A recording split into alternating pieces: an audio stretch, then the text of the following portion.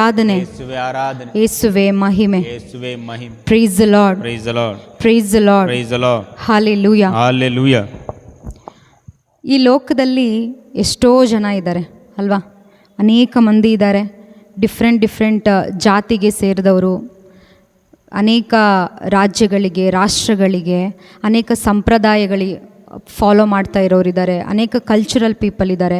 ಅಂದರೆ ಅನೇಕ ಜನ ವಿಧವಾಗಿ ಈ ಒಂದು ಪ್ರಪಂಚದಲ್ಲಿ ಇದ್ದಾರೆ. ಅನ್ಯ ದೇವರುಗಳನ್ನು ಪೂಜೆ ಮಾಡೋರಿದ್ದಾರೆ, ಯೇಸುವನ್ನು ನಂಬುವವರಿದ್ದಾರೆ, ಚರ್ಚ್ಗೆ ಹೋಗೋರಿದ್ದಾರೆ, ಚರ್ಚ್ಗೆ ಹೋಗದೇ ಇರೋರಿದ್ದಾರೆ, ಅಥವಾ ದೇವರನ್ನೇ ನಂಬದೇ ಇರುವಂಥ ಅನೇಕ ವ್ಯಕ್ತಿಗಳು ಈ ಪ್ರಪಂಚದಲ್ಲಿ ಇದ್ದಾರೆ ಅಲ್ವಾ? ಸೊ ನಾವು ಕೂಡ ಒಂದು ಗುಂಪಾಗಿ ಇಲ್ಲಿ ಇದ್ದೀವಿ. Praise the lord. ಈಗ ಸೈತಾನನಿಗೆ ಯಾವ ಗುಂಪನ್ನು ನೋಡಿದರೆ ತುಂಬ ಇಷ್ಟ? ಯಾವ ಗುಂಪು ಸೈತಾನನಿಗೆ ಇಷ್ಟ ಅಂತ ಹೇಳುವಾಗ ಯಾರನ್ನ ಕಬಳಿಸೋಕ್ಕೆ ಅವನು ಪ್ರಯತ್ನ ಮಾಡ್ತಾ ಇರ್ತಾನೆ? ವಿಶ್ವಾಸಿಗಳಿಗೆ ಅಲ್ವಾ? Praise the lord, praise the lord. So ವಿಶ್ವಾಸ ಇಲ್ಲದೆ ಒಂದು ಸಂಡೇ ಕ್ರಿಶ್ಚಿಯನ್ ಆಗಿ ಯಾರೆಲ್ಲ ಜೀವನ ಮಾಡ್ತಾ ಇರ್ತಾರೋ ಅವ್ರಿಗೆ ಯಾವುದೇ ಏನೂ ಬೇಕಾಗಿಲ್ಲ. ಅವ್ರಿಗೆ ವಿಶ್ವಾಸ ಬೇಡ, ದೇವ್ರು ಬೇಡ, ನಾವು ಸತ್ತ ಮೇಲೆ ನಮ್ಮ ಜೀವನ ಏನು ಅಂತ ಅವ್ರಿಗೆ ಏನೂ ಬೇಡ. ಸೊ ಅದ್ರ ಬಗ್ಗೆ ಯಾವುದೇ ಚಿಂತೆ ಇರಲ್ಲ. ಅವರು ಒಳ್ಳೆ ರೀತಿಯಲ್ಲಿ ಈ ಒಂದು ಲೋಕದಲ್ಲಿ ಒಳ್ಳೆ ರೀತಿಯಲ್ಲಿ ನಾನು ಹೇಳ್ತಾ ಇರೋದು. ಸೊ ಒಳ್ಳೆ ತಿಂದು ಕುಡಿದು ಮಜಾ ಮಾಡಿ ಏನು ಮಾಡ್ತಾ ಇರ್ತಾರೆ? ಅವ್ರು ಆರಾಮಾಗಿ ಯಾರ ಜೊತೆ ಇರ್ತಾರೆ? ಸೈತಾನ ಜೊತೆನೇ ಇರ್ತಾರೆ. ಸೊ ಅವ್ರ ಹತ್ರ ಸೈತಾನನಿಗೆ ಯಾವುದೇ ಕೆಲಸ ಇಲ್ಲ, ಏನು ಅವ್ರನ್ನ ಸೈತಾನ ನೋಡ್ಕೊಳ್ಳೋಂಥ ಅವಶ್ಯಕತೆ ಇಲ್ಲ. ಆದರೆ ಸೈತಾನ ಯಾವಾಗಲೂ ವರ್ಕ್ ಮಾಡೋದು ಯಾರನ್ನು ಕಬಳಿಸೋಕ್ಕೆ? ವಿಶ್ವಾಸಿಗಳನ್ನು ಕಬಳಿಸೋಕ್ಕೆ. ಯಾರು ನಿಜವಾಗ್ಲೂ ಆ ಶುಭ ಸಂದೇಶದಲ್ಲಿ ವಿಶ್ವಾಸ ಇಟ್ಟು ಅವರ ಜೀವನದ ದಿಕ್ಕನ್ನು ಬದಲಾಯಿಸಿಕೊಂಡು ಆ ಪರಿಶುದ್ಧಾತ್ಮರನ್ನು ರಿಸೀವ್ ಮಾಡಿಕೊಂಡು ಆ ಯೇಸುವಿಗಾಗಿ ಬದುಕಬೇಕು ಅಂತ ಹೇಳಿ ಆ ನಿರ್ಧಾರ ಮಾಡ್ತಾ ಇರ್ತಾರಲ್ಲ, ಆ ನಿರ್ಧಾರ ಮಾಡುವಾಗಲೇ ಆ ಸೈತಾನ ಪ್ಲ್ಯಾನ್ ಮಾಡ್ತಾ ಇರ್ತಾನೆ ಯಾವ ರೀತಿ ಇವರನ್ನು ಕಬಳಿಸೋದು ಅಂತ ಹೇಳಿ. Praise the lord, praise the lord. ಈಗ ಉದಾಹರಣೆಗೆ ನನ್ನ ಜೀವನವನ್ನು ಕೂಡ ನಾನು ತಗೊಳ್ಳುವಾಗ ಯೇಸು ಕ್ರಿಸ್ತರ ಪರಿಚಯ ಆಗೋದಕ್ಕೆ ಮುಂಚೆ, ಪರಿಚಯ ಅಂತ ಹೇಳಿದರೆ ತಪ್ಪಾಗುತ್ತೆ, ಅವರನ್ನು ನನ್ನ ರಕ್ಷಕರು ಅಂತ ನಾನು ಸ್ವೀಕಾರ ಮಾಡಿದ್ದಕ್ಕಿಂತ ಮುಂಚೆ, ನಾನು ಸ್ವೀಕಾರ ಮಾಡಿದಾಗ ಏನಾಯಿತು? ಪರಿಶುದ್ಧಾತ್ಮರು ನನ್ನಲ್ಲಿ ಬಂತು. Free gift of holy spirit ನನಗೆ ಸಿಕ್ಕಿದ್ರು. ಸೊ ಈ ಗಿಫ್ಟ್ ನನಗೆ ಸಿಕ್ಕಿದ ಮೇಲೆ ನನಗೆ ಹಿಂದಿನ ಜೀವನದಲ್ಲಿ ಮಾಡ್ತಾಯಿದ್ದ ಎಲ್ಲವನ್ನ ನನಗೆ ಮಾಡೋಕ್ಕಾಗ್ತಾ ಇಲ್ಲ. ಸೊ ಹಿಂದಿನ ಜೀವನದಲ್ಲಿ ಏನಾಗ್ತಾಯಿತ್ತು? ತುಂಬ ಈಸಿ ಆಗ್ತಾಯಿತ್ತು. ಯಾವ ರೀತಿ ಅಂತ ಹೇಳಿದ್ರೆ, ಸುಳ್ಳು ಹೇಳೋದು ಈಸಿ ಆಗ್ತಾಯಿತ್ತು, ಚಾಡಿ ಹೇಳೋದು ಈಸಿ ಆಗ್ತಾಯಿತ್ತು, ಗಾಸಿಪ್ ಮಾಡೋದು ಈಸಿ ಆಗ್ತಾಯಿತ್ತು. ಸೊ ಇನ್ನೊಬ್ಬರ ಮೇಲೆ ಇಲ್ಲ ಸಲ್ಲದನ್ನು ಹೇಳೋದು ಈಸಿ ಆಗ್ತಾಯಿತ್ತು, ದ್ವೇಷ ಮಾಡೋದು ಈಸಿ ಆಗ್ತಾಯಿತ್ತು. ಅದೆಲ್ಲ ಮಾಡುವಾಗ ಒಂದು ರೀತಿ ಈ ದೇಹಕ್ಕೆ ಚೆನ್ನಾಗಿ ಅನಿಸ್ತಾ ಇತ್ತು ಅಲ್ವಾ? ಆ ಈಗೋಯಿಸ್ಟಿಕ್ ಲೈಫ್ನ ಜೀವಿಸುವಾಗ, ಆ ಸ್ವಾರ್ಥಭರಿತವಾದ ಜೀವನವನ್ನು ಜೀವಿಸುವಾಗ, ಅಂದರೆ ಈ ದೇಹ ಏನು ನಾವು ನೋಡ್ತಾ ಇದ್ದೀವಿ, ಮಾಂಸ ಇರುವಂಥ ಈ ದೇಹ ಅಥವಾ ಈ ರಕ್ತ ಇರುವಂಥ ಈ ಫ್ಲೆಶ್ ನೇಚರ್ ಚೆನ್ನಾಗಿ, ಆ ಫ್ಲೆಶ್ ನೇಚರ್ನ ಖುಷಿ ಪಡಿಸ್ಕೊಂಡು ನಾನು ಜೀವನ ಮಾಡ್ತಾ ಇರುವಾಗ ತುಂಬ ಚೆನ್ನಾಗಿತ್ತು. ಆದರೆ ಯಾವಾಗ ನಾನು ಯೇಸುವೆ ನಿಜವಾದ ದೇವರು ಅಂತ ನಾನು ಅಕ್ಸೆಪ್ಟ್ ಮಾಡಿ, ಇವರೇ ನನ್ನ ರಕ್ಷಕರು ಅಂತ ಅಕ್ಸೆಪ್ಟ್ ಮಾಡಿ, ಆಮೇಲೆ ಒಂದೊಂದು ವಾಕ್ಯಗಳನ್ನು ಕೇಳಿಸ್ಕೊಳ್ಳೋಕ್ಕೆ ಪ್ರಾರಂಭ ಮಾಡ್ತಾ ಮಾಡ್ತಾ ಮಾಡ್ತಾ ಮಾಡ್ತಾ ತುಂಬ ಕಷ್ಟ ಆಗುತ್ತೆ. ಹಿಂದಿನ ಜೀವನದ ರೀತಿ ಒಬ್ಬನ ದ್ವೇಷ ಮಾಡಬೇಕು ಅನ್ನುವಾಗ ದ್ವೇಷ ಮಾಡಿಬಿಟ್ಟು ನಾನು ಯಾವ ರೀತಿ ಮತ್ತೆ ನಾನು ನೆಕ್ಸ್ಟ್ ಡೇ ನಿಮಗೆ ಮುಖ ತೋರಿಸ್ಲಿ ಯೇಸುವೆ, ಯಾವ ರೀತಿ ನಾನು ಬಂದು ಮತ್ತೆ ನಿಮಗೆ ವಾಕ್ಯ ಹೇಳಿ, ಯಾವ ಬಾಯಲ್ಲಿ ನಾನು ನಿಮ್ಮನ್ನು ಸ್ತುತಿಸ್ಲಿ ಅಂತ ಹೇಳಿ ಒಳಗಡೆ ಒಂದು ಕೊರಗು ಶುರುವಾಗುತ್ತೆ, ಆ ಒಂದು ನೋವು ಶುರುವಾಗುತ್ತೆ. ಸೊ ಒಂದೊಂದು ಸರಿ ಏನಾಗ್ತೀವಿ, ಆ ಒಂದು ಹೊಸದಾಗಿ ಹುಟ್ಟಿದ ಮೇಲೂ ಕೂಡ ಸೊ ಈ ರೀತಿ ಎಲ್ಲ ಆಗುವಾಗ ಮತ್ತೆ ನಾವು ಹಿಂದಿನ ಜೀವನದ ರೀತಿ ಒಂದೊಂದು ಸರಿ ಮಾಡಿಬಿಡ್ತೀವಿ. ಮಾಡುವಾಗ ಒಳಗಡೆ ಒಂದು ರೀತಿ ಪಶ್ಚಾತ್ತಾಪ ಉಂಟಾಗುತ್ತೆ ನೋಡಿ, ಆ ಒಂದು ನೋವು ಉಂಟಾಗುತ್ತೆ. ಅಯ್ಯೋ ಈ ರೀತಿ ಮಾಡಿಬಿಟ್ವಾ ದೇವರೇ, ನೀವು ನನಗೋಸ್ಕರ ರಕ್ತ ಕೊಟ್ಟಿದ್ದೀರಿ, ನನಗೋಸ್ಕರ ಆ ಒಂದು ಮುಳ್ಳಿನ ಕಿರೀಟವನ್ನು ಇರಿಸ್ಕೊಂಡಿದ್ದೀರಿ, ನನಗಾಗಿ ಸತ್ತು ಹೋಗಿದ್ದೀರಿ ನನ್ನ ಬದಲಾಗಿ. ಈಗ ಯೇಸು ಇಲ್ಲಿ ಭೂಮಿಗೆ ಬಂದರೂ ಬರದೇ ಹೋಗಿದ್ರು, ಸತ್ರು ಸಾಯದೆ ಹೋಗಿದ್ರು, ಅವರ ಪೊಸಿಷನ್ ಏನಾದರೂ ಚೇಂಜ್ ಆಗ್ತಾ ಇತ್ತಾ? ಅವರಿಗಿರುವ ಮಹಿಮೆ ಏನಾದರೂ ಚೇಂಜ್ ಆಗ್ತಾ ಇತ್ತಾ? ಏನೂ ಕೂಡ ಚೇಂಜ್ ಆಗ್ತಾ ಇರಲಿಲ್ಲ. ಅವರು ಸತ್ತಿದ್ರಿಂದ ನನ್ನ ಪೊಸಿಷನ್ ಚೇಂಜ್ ಆಯಿತು. Praise the lord. ಯಾರ ಪೊಸಿಷನ್ ಚೇಂಜ್ ಆಯಿತು? ನನ್ನ ಪೊಸಿಷನ್ ಚೇಂಜ್ ಆಯಿತು ಅಲ್ವಾ? ಯೇಸು ಆ ತ್ಯಾಗ ಮಾಡಿದ್ದಕ್ಕೆ, ಯೇಸುವಿಗೆ ಮಾಡಿದ್ರು ಮಾಡದೆ ಹೋದ್ರು ಅವ್ರು ಯಾವತ್ತಿದ್ರೂ ದೇವರ ಪುತ್ರನೇ, ಅವರ ಮಹಿಮೆನೇ, ಅವರು ಪರಿಶುದ್ಧರಲ್ಲಿ ಪರಿಶುದ್ಧರೇ, ಅವರಷ್ಟು ಪವಿತ್ರರು ಯಾರೂ ಇಲ್ಲ, ಅವರು ಮಹೋನ್ನತರಾಗಿದ್ದಾರೆ. ಈ ಒಂದು ಭೂಮಿಗೆ, ಒಂದು ಆಕಾಶಕ್ಕೆ ಅವರು ಒಡೆಯರಾಗಿದ್ದಾರೆ. ಏನೂ ಆಗ್ತಾಯಿಲ್ಲ, ಅವ್ರು ಬಂದರೂ ಬರದೇ ಹೋಗಿದ್ರು, ಅವರಾಗಿಯೇ ಇರ್ತಾಯಿದ್ರು. ಆದರೆ ಅವರು ಬಂದ ಕಾರಣ ನನ್ನ ಪೊಸಿಷನ್ ಚೇಂಜ್ ಆಯಿತು, ನನ್ನ ಜೀವನ ಚೇಂಜ್ ಆಯಿತು. ನಾನಿರಬೇಕಾದ ಜಾಗದಲ್ಲಿ ಅವರಿದ್ದಿದ್ದರಿಂದ ಅವರ ಸ್ಥಾನವನ್ನು ನನಗೆ ಕೊಟ್ಟರು. Price the Lord, praise the lord. So ಈ ರೀತಿಯೆಲ್ಲ ಎಕ್ಸ್ಪೀರಿಯನ್ಸಸ್ನ ಪಡೆದ ಮೇಲೆ ಆ ಹಿಂದಿನ ಜೀವನಕ್ಕೆ ಹೋಗುವಾಗ ಏನಾಗುತ್ತೆ, ತುಂಬ ಕಷ್ಟ ಆಗುತ್ತೆ.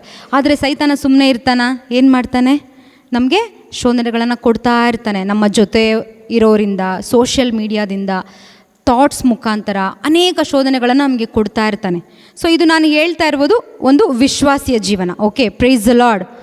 ಸೊ ಸೈತಾನನ ಕೆಲಸ ಏನು, ನನ್ನನ್ನು ಯಾವ ರೀತಿ ಆ ರಕ್ಷಣೆಯಿಂದ ಬೇರ್ಪಡಿಸೋದು, ಯಾವ ರೀತಿ ಆ ಯೇಸು ಕ್ರಿಸ್ತರ ಸಂಬಂಧದಿಂದ ಬೇರ್ಪಡಿಸೋದು, ಯಾವಾಗ ಇವರನ್ನು ನನ್ನ ರಾಜ್ಯಕ್ಕೆ ಕರ್ಕೊಳ್ಳೋದು, ಇದೇ ಆಗ್ತಾ ಇರುತ್ತೆ ಸೈತಾನನ ಒಂದು ದೊಡ್ಡ, ಏನು ಹೇಳ್ಬೋದು, ಒಂದು ದೊಡ್ಡ ಕೆಲಸ. ಅದೇ ಅವಂದೇ ಅದೊಂದು ಬಿಸ್ನೆಸ್ ಥರ ಅಲ್ವಾ. ಈಗ ಬಿಸ್ನೆಸ್ ಮಾಡೋರು ಏನು ಮಾಡ್ತಾರೆ, ಎಷ್ಟು ದುಡ್ಡು ಸಂಪಾದನೆ ಮಾಡಿದ್ರು ಕೂಡ ಅವ್ರಿಗೆ ಆ ಆಸೆ ನಿಲ್ಲಲ್ಲ, ಇನ್ನೂ ಎಷ್ಟು ಮಾಡಬೇಕು, ಇನ್ನೂ ಮಾಡಬೇಕು. ಅದೇ ರೀತಿ ಸೈತಾನ ಕೂಡ ಅಷ್ಟೇ, ಎಷ್ಟಾಗುತ್ತೋ ಅವ್ರನ್ನ ಕಂಪ್ಲೀಟಾಗಿ ಅಲ್ಲಿಂದ ಬೇರ್ಪಡಿಸಿ ಅವ್ರನ್ನ ನರಕಕ್ಕೆ ತಳ್ಳೋದೇ ಅವನ ಒಂದು ಬಿಸ್ನೆಸ್, ಅವನ ಕೆಲಸ. Price the lord. ಓಕೆ, ಈಗ ವಿಶ್ವಾಸಿಗಳಾದ ನಮಗೆ, ಓಕೆ, ನಾವು ಹೊಸದಾಗಿ ಹುಟ್ಟಿದ್ದೀವಿ. ನಾವು ಯಾವ ರೀತಿ ವಿಶ್ವಾಸಕ್ಕೆ ಬಂದ್ವಿ, ಏಸು ಕ್ರಿಸ್ತರ ವಚನವನ್ನು ಆಲಿಸಿದ್ವಿ, ಏಸು ಕ್ರಿಸ್ತರನ್ನೇ ನಾವು ಆಲಿಸಿದ್ವಿ. ಏಸು ನನಗಾಗಿ ಏನು ಮಾಡಿದ್ರು, ಶುಭ ಸಂದೇಶ ಅಲ್ವಾ. ಏಸು ನನಗಾಗಿ ಏನು ಮಾಡಿದ್ರು, ಯಾವ ರೀತಿ ಸತ್ರು, ಮತ್ತೆ ನನಗೋಸ್ಕರ ಬರ್ತಾರೆ, ಪುನರುತ್ಥಾನರಾಗಿದ್ದಾರೆ, ಪ್ರಧಾನ ಯಾಜಕರಾಗಿ ನನಗೋಸ್ಕರ ಮಧ್ಯಸ್ಥಿಕೆ ಮಾಡ್ತಾ ಇದ್ದಾರೆ. ಈ ಕಾರ್ಯದಲ್ಲಿ ವಿಶ್ವಾಸ ಇಟ್ಟಾಗ, ಇದು ಶುಭ ಸಂದೇಶ, ಇದರಲ್ಲಿ ವಿಶ್ವಾಸ ಇಟ್ಟಾಗ ನಾನೇನಾಗ್ತೀನಿ, ವಿಶ್ವಾಸಿ ಆಗ್ತೀನಿ, ಬೇರೆ ಯಾವುದೂ ಅಲ್ಲ. ಏಸು ಸೌಖ್ಯ ಕೊಟ್ಟರು, ಇದನ್ನು ನಾವು ಅನೇಕ ಬಾರಿ ಕೇಳಿಸ್ಕೊಂಡಿದ್ದೀವಿ ಅಲ್ವಾ. ಏಸು ಸೌಖ್ಯ ಕೊಟ್ಟರು, ಏಸು ಸಾಲ ತೀರಿಸಿದ್ರು, ಏಸು ಮನೆ ಕಟ್ಕೊಟ್ರು, ಏಸು ಮದುವೆ ಮಾಡಿದ್ರು, ಮಕ್ಕಳು ಕೊಟ್ಟರು, ಇದು ಯಾವುದರಲ್ಲಿ ವಿಶ್ವಾಸ ಇಟ್ಟರು ಕೂಡ ನಾವು ವಿಶ್ವಾಸಿಗಳಾಗಲ್ಲ. ಏಸು ನನಗಾಗಿ ಏನು ಮಾಡಿದ್ರು, ಏಸು ನನಗಾಗಿ ಏನು ಮಾಡಿದ್ರು ಅನ್ನುವ ವಿಷಯದ ಬಗ್ಗೆ ನಾವು ಯಾವಾಗ ವಿಶ್ವಾಸ ಇಡ್ತೀವೋ ನಾವು ವಿಶ್ವಾಸಿಗಳಾಗ್ತೀವಿ. ಸೊ ಅದನ್ನೇ ನಾವು ಎಲ್ಲಿ ನೋಡ್ತೀವಿ, ರೋಮನರಿಗೆ ಬರೆದ ಪತ್ರ 10:17 ನೋಡ್ತೀವಿ. ಓಕೆ, ವಿಶ್ವಾಸದ ಜೀವನ ಬಂದ ಮೇಲೆ ನಾವೇನಾದ್ವಿ, ಹೊಸದಾಗಿ ಜನಿಸಿದ್ವಿ. ಲೋಕದಲ್ಲಿರುವಂಥ ಈ ದೇಹ ಸತ್ತು ಹೋಯಿತು, ದೇವರಿಂದ ನಾವೇನಾದ್ವಿ, ಹೊಸದಾಗಿ ನಾವು ಜನಿಸಿದ್ವಿ. ಒಂದು ಜನ್ಮ ಅಂತ ದೇವ್ರು ನಮಗೆ ಕೊಟ್ಟರು. ಈ ಒಂದು ಜರ್ನಿಯಲ್ಲಿ ನಾವು ಬೀಳ್ತಾ ಇರ್ತೀವಿ, ನಾವು ಹೇಳ್ತಾ ಇರ್ತೀವಿ. ನಾನು ಆಗಲೇ ಹೇಳ್ದಾಗೆ ಅನೇಕ ಶೋಧನೆಗಳು ಬರುತ್ತೆ, ಅದನ್ನು ನಾವು ಜಯಿಸಲಿಕ್ಕೆ ಪರಿಶುದ್ಧಾತ್ಮರೇ ನಮ್ಮ ಜೊತೆ ಇದ್ದಾರೆ. ಯೇಸು ಹೇಳ್ತಾರೆ ಅಲ್ವಾ, ನಾನು ಹೋಗ್ತಾ ಇದ್ದೀನಿ, ಆದರೆ ನಿಮ್ಮನ್ನು ಅನಾಥರನ್ನಾಗಿ ನಾನು ಬಿಟ್ಟು ಹೋಗ್ತಾ ಇಲ್ಲ, ಬದಲಿಗೆ ನಿಮಗೊಬ್ಬ ಪೋಷಕರನ್ನು ನಾನು ಕಳಿಸ್ಕೊಡ್ತೀನಿ. ಯಾಕೆ ಅಂದರೆ ದೇವ್ರಿಗೆ ಗೊತ್ತು, ಒಬ್ಬ ಸೈತಾನ ಕಾಯ್ತಾ ಇರ್ತಾನೆ, ನಮಗೆ ಒಂದು ಜಯಭರಿತವಾದ ಜೀವನ ಬೇಕು. ನಮಗೆ ಒಬ್ಬರು ಈಗ ನೋಡಿ, ಒಂದು ಕಿಕ್ ಬಾಕ್ಸಿಂಗ್ ಗೊತ್ತಾ ನಿಮಗೆ, ಕಿಕ್ ಬಾಕ್ಸಿಂಗ್ ನೋಡಿದ್ದೀರಲ್ಲ. ಸೊ ಏನಿರುತ್ತಲ್ಲಿ, ಇಬ್ಬರು ಪ್ಲೇಯರ್ಸ್ ಇರ್ತಾರೆ ಅಲ್ವಾ. ಆ ಪ್ಲೇಯರ್ಸ್ ಇಬ್ಬರು ಆ ರಿಂಗ್ ಒಳಗಡೆ ಇರ್ತಾರೆ. ಅವರಿಗೆ ಒಂದೊಂದು ಪ್ಲೇಯರ್ಗೆ ಒಂದೊಂದು ಕೋಚ್ ಇರ್ತಾರೆ, ಕರೆಕ್ಟಾ. ಕೋಚ್ ಹೊರಗಡೆ ನಿಂತಿರ್ತಾರೆ, ಕೋಚ್ ಏನು ಬಂದು ಅಲ್ಲಿ ಫೈಟ್ ಮಾಡಲ್ಲ. ಆ ಒಂದು ಬಾಕ್ಸಿಂಗ್ ಮಾಡುವಾಗ ಆ ಪ್ಲೇಯರ್ಸ್ಗೆ ಒಂದು ಉತ್ತೇಜನ ಕೊಡೋರು ಯಾರಾಗಿರ್ತಾರೆ ಅಲ್ಲಿ, ಕೋಚ್ ಅಲ್ವಾ. ಇವಾಗ ನಾವು ಮೂವೀಸಲ್ಲೆಲ್ಲ ನೋಡಿರಬಹುದು, ಚೆನ್ನಾಗಿ ಹೊಡೆದಾಕಿ ಆ ಒಂದು ಪ್ಲೇಯರ್ ಕೆಳಗಡೆ ಬಿದ್ದೋಗಿರ್ತಾನೆ. ಈಗ ಕೋಚ್ ಬಂದು ಅವ್ರನ್ನ ಉತ್ತೇಜನ ಮಾಡ್ತಾ ಅವ್ರಿಗೆ ಕ್ಲ್ಯಾಪ್ ಮಾಡಿ ಅವರನ್ನು ಒಂದು ಪ್ರೋತ್ಸಾಹ ಮಾಡಲಿಕ್ಕೆ ಪ್ರಾರಂಭ ಮಾಡುವಾಗ ಅವ್ರಿಗೆ ಎಲ್ಲಿಲ್ಲದ ಶಕ್ತಿ ಬರುತ್ತೆ, ಹೌದಲ್ಲ. ಎಲ್ಲಿಲ್ಲದ ಶಕ್ತಿ ಬಂದು ಏನು ಮಾಡ್ತಾರೆ, ಪುನಃ ಅವ್ರು ಕಳ್ಕೊಂಡಿದ್ದ ಎಲ್ಲವೂ ಕೂಡ ಅದು ಒಮ್ಮೆಗೆ ಅದು ವಾಪಸ್ ಬಂದು ಏನು ಮಾಡ್ತಾರೆ, ಮತ್ತೆ ಫೈಟ್ ಮಾಡಲಿಕ್ಕೆ ಪ್ರಾರಂಭ ಮಾಡ್ತಾರೆ. ಸೊ ಅದೇ ರೀತಿಯಲ್ಲಿ ನಾವೆಲ್ಲರೂ ಕೂಡ ಪ್ಲೇಯರ್ಸ್. ಬಟ್ ಆದರೆ ನಮಗೆ ಉತ್ತೇಜನ ಕೊಡುವವರು ಯಾರಾಗಿದ್ದಾರೆ, ನಮ್ಮ coach holy spirit. Praise the lord. ಈ ಹೋಲಿ ಸ್ಪಿರಿಟ್ನ ನಮಗೆ ಕಳಿಸ್ಕೊಟ್ರು ದೇವರು, ನಮಗೆ ಉತ್ತೇಜನ ಕೊಡಲಿಕ್ಕೆ. ನಾವು ಬೀಳುವಾಗ ನಮ್ಮನ್ನು ಎಂಕರೇಜ್ ಮಾಡಿ ಮೇಲೆ ಎತ್ತಲಿಕ್ಕೆ ನಮಗೆ ಕೋಚ್ನ ಕಳಿಸಿದ್ರು. Price the lord. ಸೊ ಈ ರೀತಿ ನಾವು ಜೀವನವನ್ನು ಜೀವಿಸುವಾಗ ಅನೇಕ ಬಾರಿ ನಾವು ಬೀಳ್ತೀವಿ. ಸೊ ಬಿದ್ದಾಗ ನಮಗೆ ಒಂದು ಮಾರ್ಗವನ್ನು ದೇವರು ಏನು ಮಾಡಿದ್ದಾರೆ, ಕೊಟ್ಟಿದ್ದಾರೆ. ಮತ್ತು ವಾಪಸ್ ಆ ಒಂದು ಯೇಸು ಕ್ರಿಸ್ತರ ಟ್ರ್ಯಾಕ್ಗೆ ಬರಲಿಕ್ಕೆ ನಮಗೊಂದು ಮಾರ್ಗ. ಏನು ಆ ಮಾರ್ಗ? ಈಗ ನಾವು ಈ ಲೋಕದಲ್ಲಿ ಜೀವನ ಮಾಡುವಾಗ ಟೆಂಪ್ಟೇಷನ್ಸ್ ಬರುತ್ತೆ, ಪಾಪದಲ್ಲಿ ಬೀಳ್ತೀವಿ ಅಲ್ವಾ, ವಿಶ್ವಾಸವನ್ನು ಕಳ್ಕೊಳ್ತೀವಿ. ಅದು ಹಾಗೆ ಆಗುತ್ತೆ. ಎಲ್ಲ ವಿಶ್ವಾಸಿಗಳ ಜೀವನದಲ್ಲೂ ಕೂಡ ಈ ಒಂದು ಕಾರ್ಯ ಹಾಗೆ ಆಗುತ್ತೆ. ಅದೇ ನಮಗೆ ಎವ್ರಿಡೇ ಬರುವಂಥ ಟ್ರಯಲ್ಸ್, ಟೆಂಪ್ಟೇಷನ್ಸು. ಬಟ್ ಒಮ್ಮೊಮ್ಮೆ ನಾವೇನು ಮಾಡ್ತೀವಿ, ಇದರಲ್ಲಿ ಬಿದ್ದು ಹೋಗಿ ಮತ್ತೆ ವಾಪಸ್ ಬರಲಿಕ್ಕೆ ದಾರಿ ಏನಿಟ್ಟಿದ್ದಾರೆ ದೇವರು ನಮಗೆ? ಪಶ್ಚಾತ್ತಾಪ. Praise the Lord. ಏನಿಟ್ಟಿದ್ದಾರೆ? ಪಶ್ಚಾತ್ತಾಪ. ನಾವೇನು ಮಾಡ್ತೀವಿ, ರಿಪೆಂಟ್ ಆಗ್ತೀವಿ, ಕರೆಕ್ಟಾ. ಈಗ ಉದಾಹರಣೆಗೆ ಒಂದು ಸ್ಪಾಂಜ್ ಅಥವಾ ಒಂದು ಹತ್ತಿ, ದೊಡ್ಡ ಒಂದು ಹತ್ತಿ ಡಬ್ಬ ಅಂತ ಇಟ್ಕೊಳ್ಳೋಣ. ಈಗ ಆ ಒಂದು ಸ್ಪಾಂಜ್ ನೀವು ವಿಶ್ವಾಸಿಗಳು ಯಾರೆಲ್ಲ ಯೇಸುವಿನಲ್ಲಿ ವಿಶ್ವಾಸ ಇಟ್ಟಿದ್ದಾರೋ, ಅವ್ರನ್ನ ರಕ್ಷಕರಾಗಿ ಅವರು ಸ್ವೀಕಾರ ಮಾಡಿದ್ದಾರೋ, ನಾವೆಲ್ಲರೂ ಒಂದು ಸ್ಪಾಂಜ್ ಅಂತ ನಾವು ಇಟ್ಕೊಳ್ಳೋಣ, ಓಕೆನಾ. ಈಗ ಈ ಸ್ಪಾಂಜು ಏನಾಗುತ್ತೆ, ಒಂದು ಕೊಳಚೆ ನೀರಲ್ಲಿ ಬೀಳುತ್ತೆ. ಎಲ್ಲಿ ಬೀಳುತ್ತೆ? ಕೊಳಚೆ ನೀರಲ್ಲಿ. ಏನಾಗುತ್ತೆ, ಕೊಳಚೆ ನೀರಲ್ಲಿ ಬಿದ್ದಾಗ ಆ ಸ್ಪಾಂಜು ಆ ನೀರನ್ನೆಲ್ಲ ಏನು ಮಾಡುತ್ತೆ, ಅಬ್ಸರ್ವ್ ಮಾಡ್ಕೊಳ್ಳುತ್ತೆ ಅಲ್ವಾ, ಹೀರ್ಕೊಳ್ಳುತ್ತೆ. ಹಾಗೇನಾಯಿತು, ಆ ಸ್ಪಾಂಜು ಗಲೀಜಾಗೋಯ್ತು. ಒಬ್ಬ ವಿಶ್ವಾಸಿ ಅದೇ ರೀತಿಯಲ್ಲಿ, ನಾವೆಲ್ಲರೂ ಜೀವನ ಮಾಡ್ತಾ ಇರೋದು ಎಲ್ಲಿ, ಈ ಒಂದು ಭೂಲೋಕದಲ್ಲಿ. ಪರಲೋಕದಲ್ಲಿ ನಾವಿಲ್ಲ, ಭೂಲೋಕದಲ್ಲಿ ಇದ್ದೀವಿ ಅಲ್ವಾ. ಸೊ ಈ ಭೂಲೋಕ ಪರಿಶುದ್ಧವಾದದ್ದಲ್ಲ, ಪಾಪ ತುಂಬಿದ ಲೋಕ ಅಂತ ನಮಗೆಲ್ರಿಗೂ ಕೂಡ ಗೊತ್ತು. ಸೈತಾನ ಇಲ್ಲೇ ಅಲ್ದಾಡ್ತಾ ಇದ್ದಾನೆ ನಮ್ಮನ್ನೆಲ್ಲ ಕಬಳ್ಸೋಕ್ಕೆ ಅಂತ ನಮಗೆ ಗೊತ್ತು. ಸೊ ಈ ಸ್ಪಾಂಜ್ ಥರ ಇರೋ ನಾವು ಸಮ್ಟೈಮ್ಸ್ ಏನಾಗ್ತೀವಿ, ಕೊಳಚೆ ನೀರಲ್ಲಿ ಹೋಗಿ ಬೀಳ್ತೀವಿ ಅಲ್ವಾ. ಯಾವುದೋ ಒಂದು ಗಲೀಜಲ್ಲಿ ಹೋಗಿ ಬೀಳ್ತೀವಿ. ಅದೊಂದು ಸಣ್ಣ ಗಾಸಿಪ್ ಆಗಿರ್ಬೋದು, ಚಾಡಿ ಹೇಳೋದಾಗಿರ್ಬೋದು, ಏನೇ ಆಗಿರಬಹುದು. ಯೇಸುವಿನ ವಾಕ್ಯಕ್ಕೆ ವಿರುದ್ಧವಾಗಿರುವಂಥ ಯಾವುದೋ ಒಂದರಲ್ಲಿ ಹೋಗಿ ನಾವು ಬಿದ್ದಾಗ ನಾವು ಕೂಡ ಗಲೀಜಾಗ್ತೀವಿ, ಹೌದಾ. ಈಗ ಸ್ಪಾಂಜನ್ನು ತೆಗೆದುಕೊಂಡು ನಾವು ಅದನ್ನು ಹಿಂಡ್ತೀವಿ, ಅದನ್ನೇ ರಿಪೆಂಟೆನ್ಸ್. ನಾವೇನು ಮಾಡ್ತೀವಿ, ಹಿಂಡ್ತೀವಿ, ಹೋಗಿ ದೇವ್ರ ಮುಂದೆ ಕುತ್ಕೊಂಡು ಮೊಣಕಾಲೂರಿ. ನಾನು ಹೇಳ್ದಂಗೆ ನಾವು ಮತ್ತೆ ಹಳೆ ಜೀವನವನ್ನು ಜೀವಿಸಿದಾಗ ನಿಜವಾದ ವಿಶ್ವಾಸಿಗೆ ನಾರ್ಮಲಾಗಿ ಇರಲಿಕ್ಕಾಗಲ್ಲ. ಒಳಗಡೆ ಒಂದು ನೋವಾಗುತ್ತೆ, ಒಂದು ರೋದನೆ ಉಂಟಾಗುತ್ತೆ. ದೇವರೇ, ನಿನ್ನ ಪ್ರೀತಿಗೆ ವಿರುದ್ಧವಾಗಿ ನಾನು ಈ ರೀತಿ ಮಾಡಿಬಿಟ್ನಲ್ಲ, ನಿನ್ನ ರಕ್ತಕ್ಕೆ ವಿರುದ್ಧವಾಗಿ ನಾನು ಈ ರೀತಿ ಮಾಡಿಬಿಟ್ನಲ್ಲ. ನಾನು ಯಾವ ರೀತಿ ಒಮ್ಮೊಮ್ಮೆ ಥಾಟ್ಸ್ ಬರುತ್ತೆ ಅಂದರೆ, ನನಗೆ ದೇವರೇ ನಿಮ್ಮನ್ನು ನಾನು ನೋಯಿಸುವ ಈ ಜೀವನನೇ ನನಗೆ ಬೇಡ. ಒಂದು ನಿಜವಾದ ವಿಶ್ವಾಸಿಯ ಜೀವನದಲ್ಲಿ ನಾನು ಹೇಳ್ತಾ ಇರೋದು. ಓಕೆ, ಸೊ ನಾವೇನು ಮಾಡ್ತೀವಿ, ಆ ಪಶ್ಚಾತ್ತಾಪದ ಪ್ರಾಸೆಸ್ಸಲ್ಲಿ ಆ ಒಂದು ಸ್ಪಾಂಜನ್ನು ನಾವು ಸ್ಕ್ವೀಸ್ ಮಾಡಿ ಅದರಲ್ಲಿರುವ ನೀರನ್ನೆಲ್ಲ ನಾವೇನು ಮಾಡ್ತೀವಿ, ತೆಗೆದು ಹಾಕ್ತೀವಿ, ಹೌದಾ. ನಮಗೆ ಈ ಅನುಭವಗಳು ತುಂಬ ಸಾರಿ ಆಗಿರುತ್ತೆ. ಅನೇಕ ರಿಟ್ರೀಟ್ಸ್ಗಳಲ್ಲಿ ವಾಕ್ಯವನ್ನು ಕೇಳುವಾಗಲೇ ಒಂದು ಪಶ್ಚಾತ್ತಾಪ ನಮ್ಮಲ್ಲಿ ಉಂಟಾಗುತ್ತೆ, ಅಥವಾ ಕನ್ಫೆಷನ್ ಮಾಡುವಾಗ ಒಂದು ಪಶ್ಚಾತ್ತಾಪ ಉಂಟಾಗುತ್ತೆ, ಅಡೋರೇಷನ್ಸ್ ಎಲ್ಲ ನಾವು ಅಟೆಂಡ್ ಮಾಡುವಾಗ, ಅಥವಾ ಪರ್ಸ್ನಲಾಗಿ ಕುತ್ಕೊಂಡು ದೇವ್ರ ಜೊತೆ ಸಮಯವನ್ನು ಕಳೆಯುವಾಗ ನಮಗೇನಾಗುತ್ತೆ, ಒಂದು ಪಶ್ಚಾತ್ತಾಪ ಉಂಟಾಗುತ್ತೆ. ದೇವರಲ್ಲಿ ಕೇಳಿ ಮತ್ತೆ ಪರಿಶುದ್ಧಾತ್ಮರ ಆ ಉತ್ತೇಜನವನ್ನು ಪಡ್ಕೊಂಡು ನಮ್ಮಲ್ಲಿ ಆ ಕುಂದಿ ಹೋದ ಆ ಕೊಳಚೆ ನೀರಿಗೆ ಹೋದಾಗ ಪರಿಶುದ್ಧಾತ್ಮರು ಏನು ಮಾಡ್ತಾರೆ, ಸುಮ್ಮನೆ ಆಗ್ತಾರೆ. ಯಾಕೆಂದರೆ ಪಾಪದಲ್ಲಿ ಅವರಿಗೆ ಕಾರ್ಯ ಮಾಡಲಿಕ್ಕಾಗಲ್ಲ ಅಲ್ವಾ. ಸೊ ಅವ್ರು ಏನು ಮಾಡ್ತಾರೆ, ನಾವೇನು ಮಾಡ್ತೀವಿ, ಈ ರೀತಿ ಒಂದು ಪಶ್ಚಾತ್ತಾಪಕ್ಕೆ ಹೋಗುವಾಗ ಆ ಒಂದು ಪ್ರಾಸೆಸ್ಸಲ್ಲಿ ನಮ್ಮಲ್ಲಿರುವ ಪಾಪವನ್ನೆಲ್ಲ ಒಪ್ಕೊಂಡು ಆ ರಿಪೆಂಟೆನ್ಸ್ ಮುಖಾಂತರ, ಅದನ್ನೇ ನಮಗೆ ದೇವರಿಟ್ಟಿರೋ ಒಂದು ಮಾರ್ಗ, ಮತ್ತು ಯೇಸುವಿನ ಟ್ರ್ಯಾಕ್ಗೆ ಹೋಗಲಿಕ್ಕೆ ಸ್ಕ್ವೀಸ್ ಮಾಡಿ ಆ ಸ್ಪಾಂಜು ಏನಾಯಿತು, ಅದರಲ್ಲಿರುವ ಕೊಳಚೆ ನೀರೆಲ್ಲ ಹೋಯಿತು. ನಾವಿವಾಗ ಏನಾದ್ವಿ, ಆ ಪಾಪಕ್ಕೆಲ್ಲ ಪಶ್ಚಾತ್ತಾಪ ಪಟ್ಟು ಮತ್ತೆ ನಾರ್ಮಲ್ ಆಗಿದ್ವಿ. ಮತ್ತೆ ನಾವು ಎಲ್ಲೋಗ್ಬೇಕು, ಎಲ್ಲಿ ಜೀವನ ಮಾಡಬೇಕು, ಇದೇ ಕೊಳಚೆ ತುಂಬಿದ ಲೋಕದಲ್ಲಿ ಅಲ್ವಾ. ಮತ್ತೆ ನಾವೇನು ಪರಲೋಕಕ್ಕೆ ಹೋಗಲ್ಲ. ಪುನಃ ಏನಾಗುತ್ತೆ, ಮತ್ತೆ ನಾವು ಪಶ್ಚಾತ್ತಾಪ ಪಡ್ತೀವಿ, ಎಲ್ಲ ಸಿನ್ಸ್ಗೂ ರಿಪೆಂಟ್ ಆಗ್ತೀವಿ, ನಮ್ಮಲ್ಲಿ ಒಂದು ಧೈರ್ಯ ಬರುತ್ತೆ ಅಲ್ವಾ. ರಿಪೆಂಟ್ ಆದಾಗ ನಮ್ಮಲ್ಲಿ ಒಂದು ಹೊಸ ರೀತಿಯ ಒಂದು ಧೈರ್ಯ ಬರುತ್ತೆ, ಒಂದು ಕಾನ್ಫಿಡೆನ್ಸ್ ಬರುತ್ತೆ.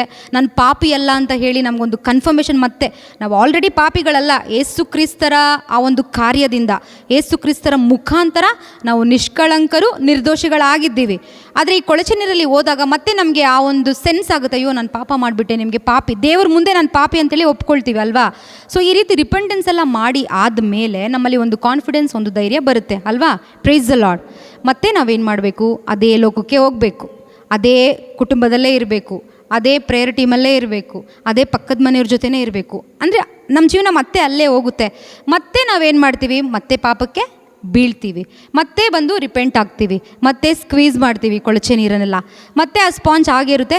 ಈ ಒಂದು ಸೈಕಲ್ ಏನಾಗುತ್ತೆ, ರಿಪೀಟ್ ಆಗ್ತಾನೇ ಇರುತ್ತೆ ಒಂದು ವಿಶ್ವಾಸಿಯ ಜೀವನದಲ್ಲಿ. Price the lord. ಸೊ ನಾವು ರಿಪೆಂಟ್ ಆಗ್ತೀವಿ, ಬಟ್ ನೆಕ್ಸ್ಟ್ ಸ್ಟೆಪ್ ಒಂದಿದೆ.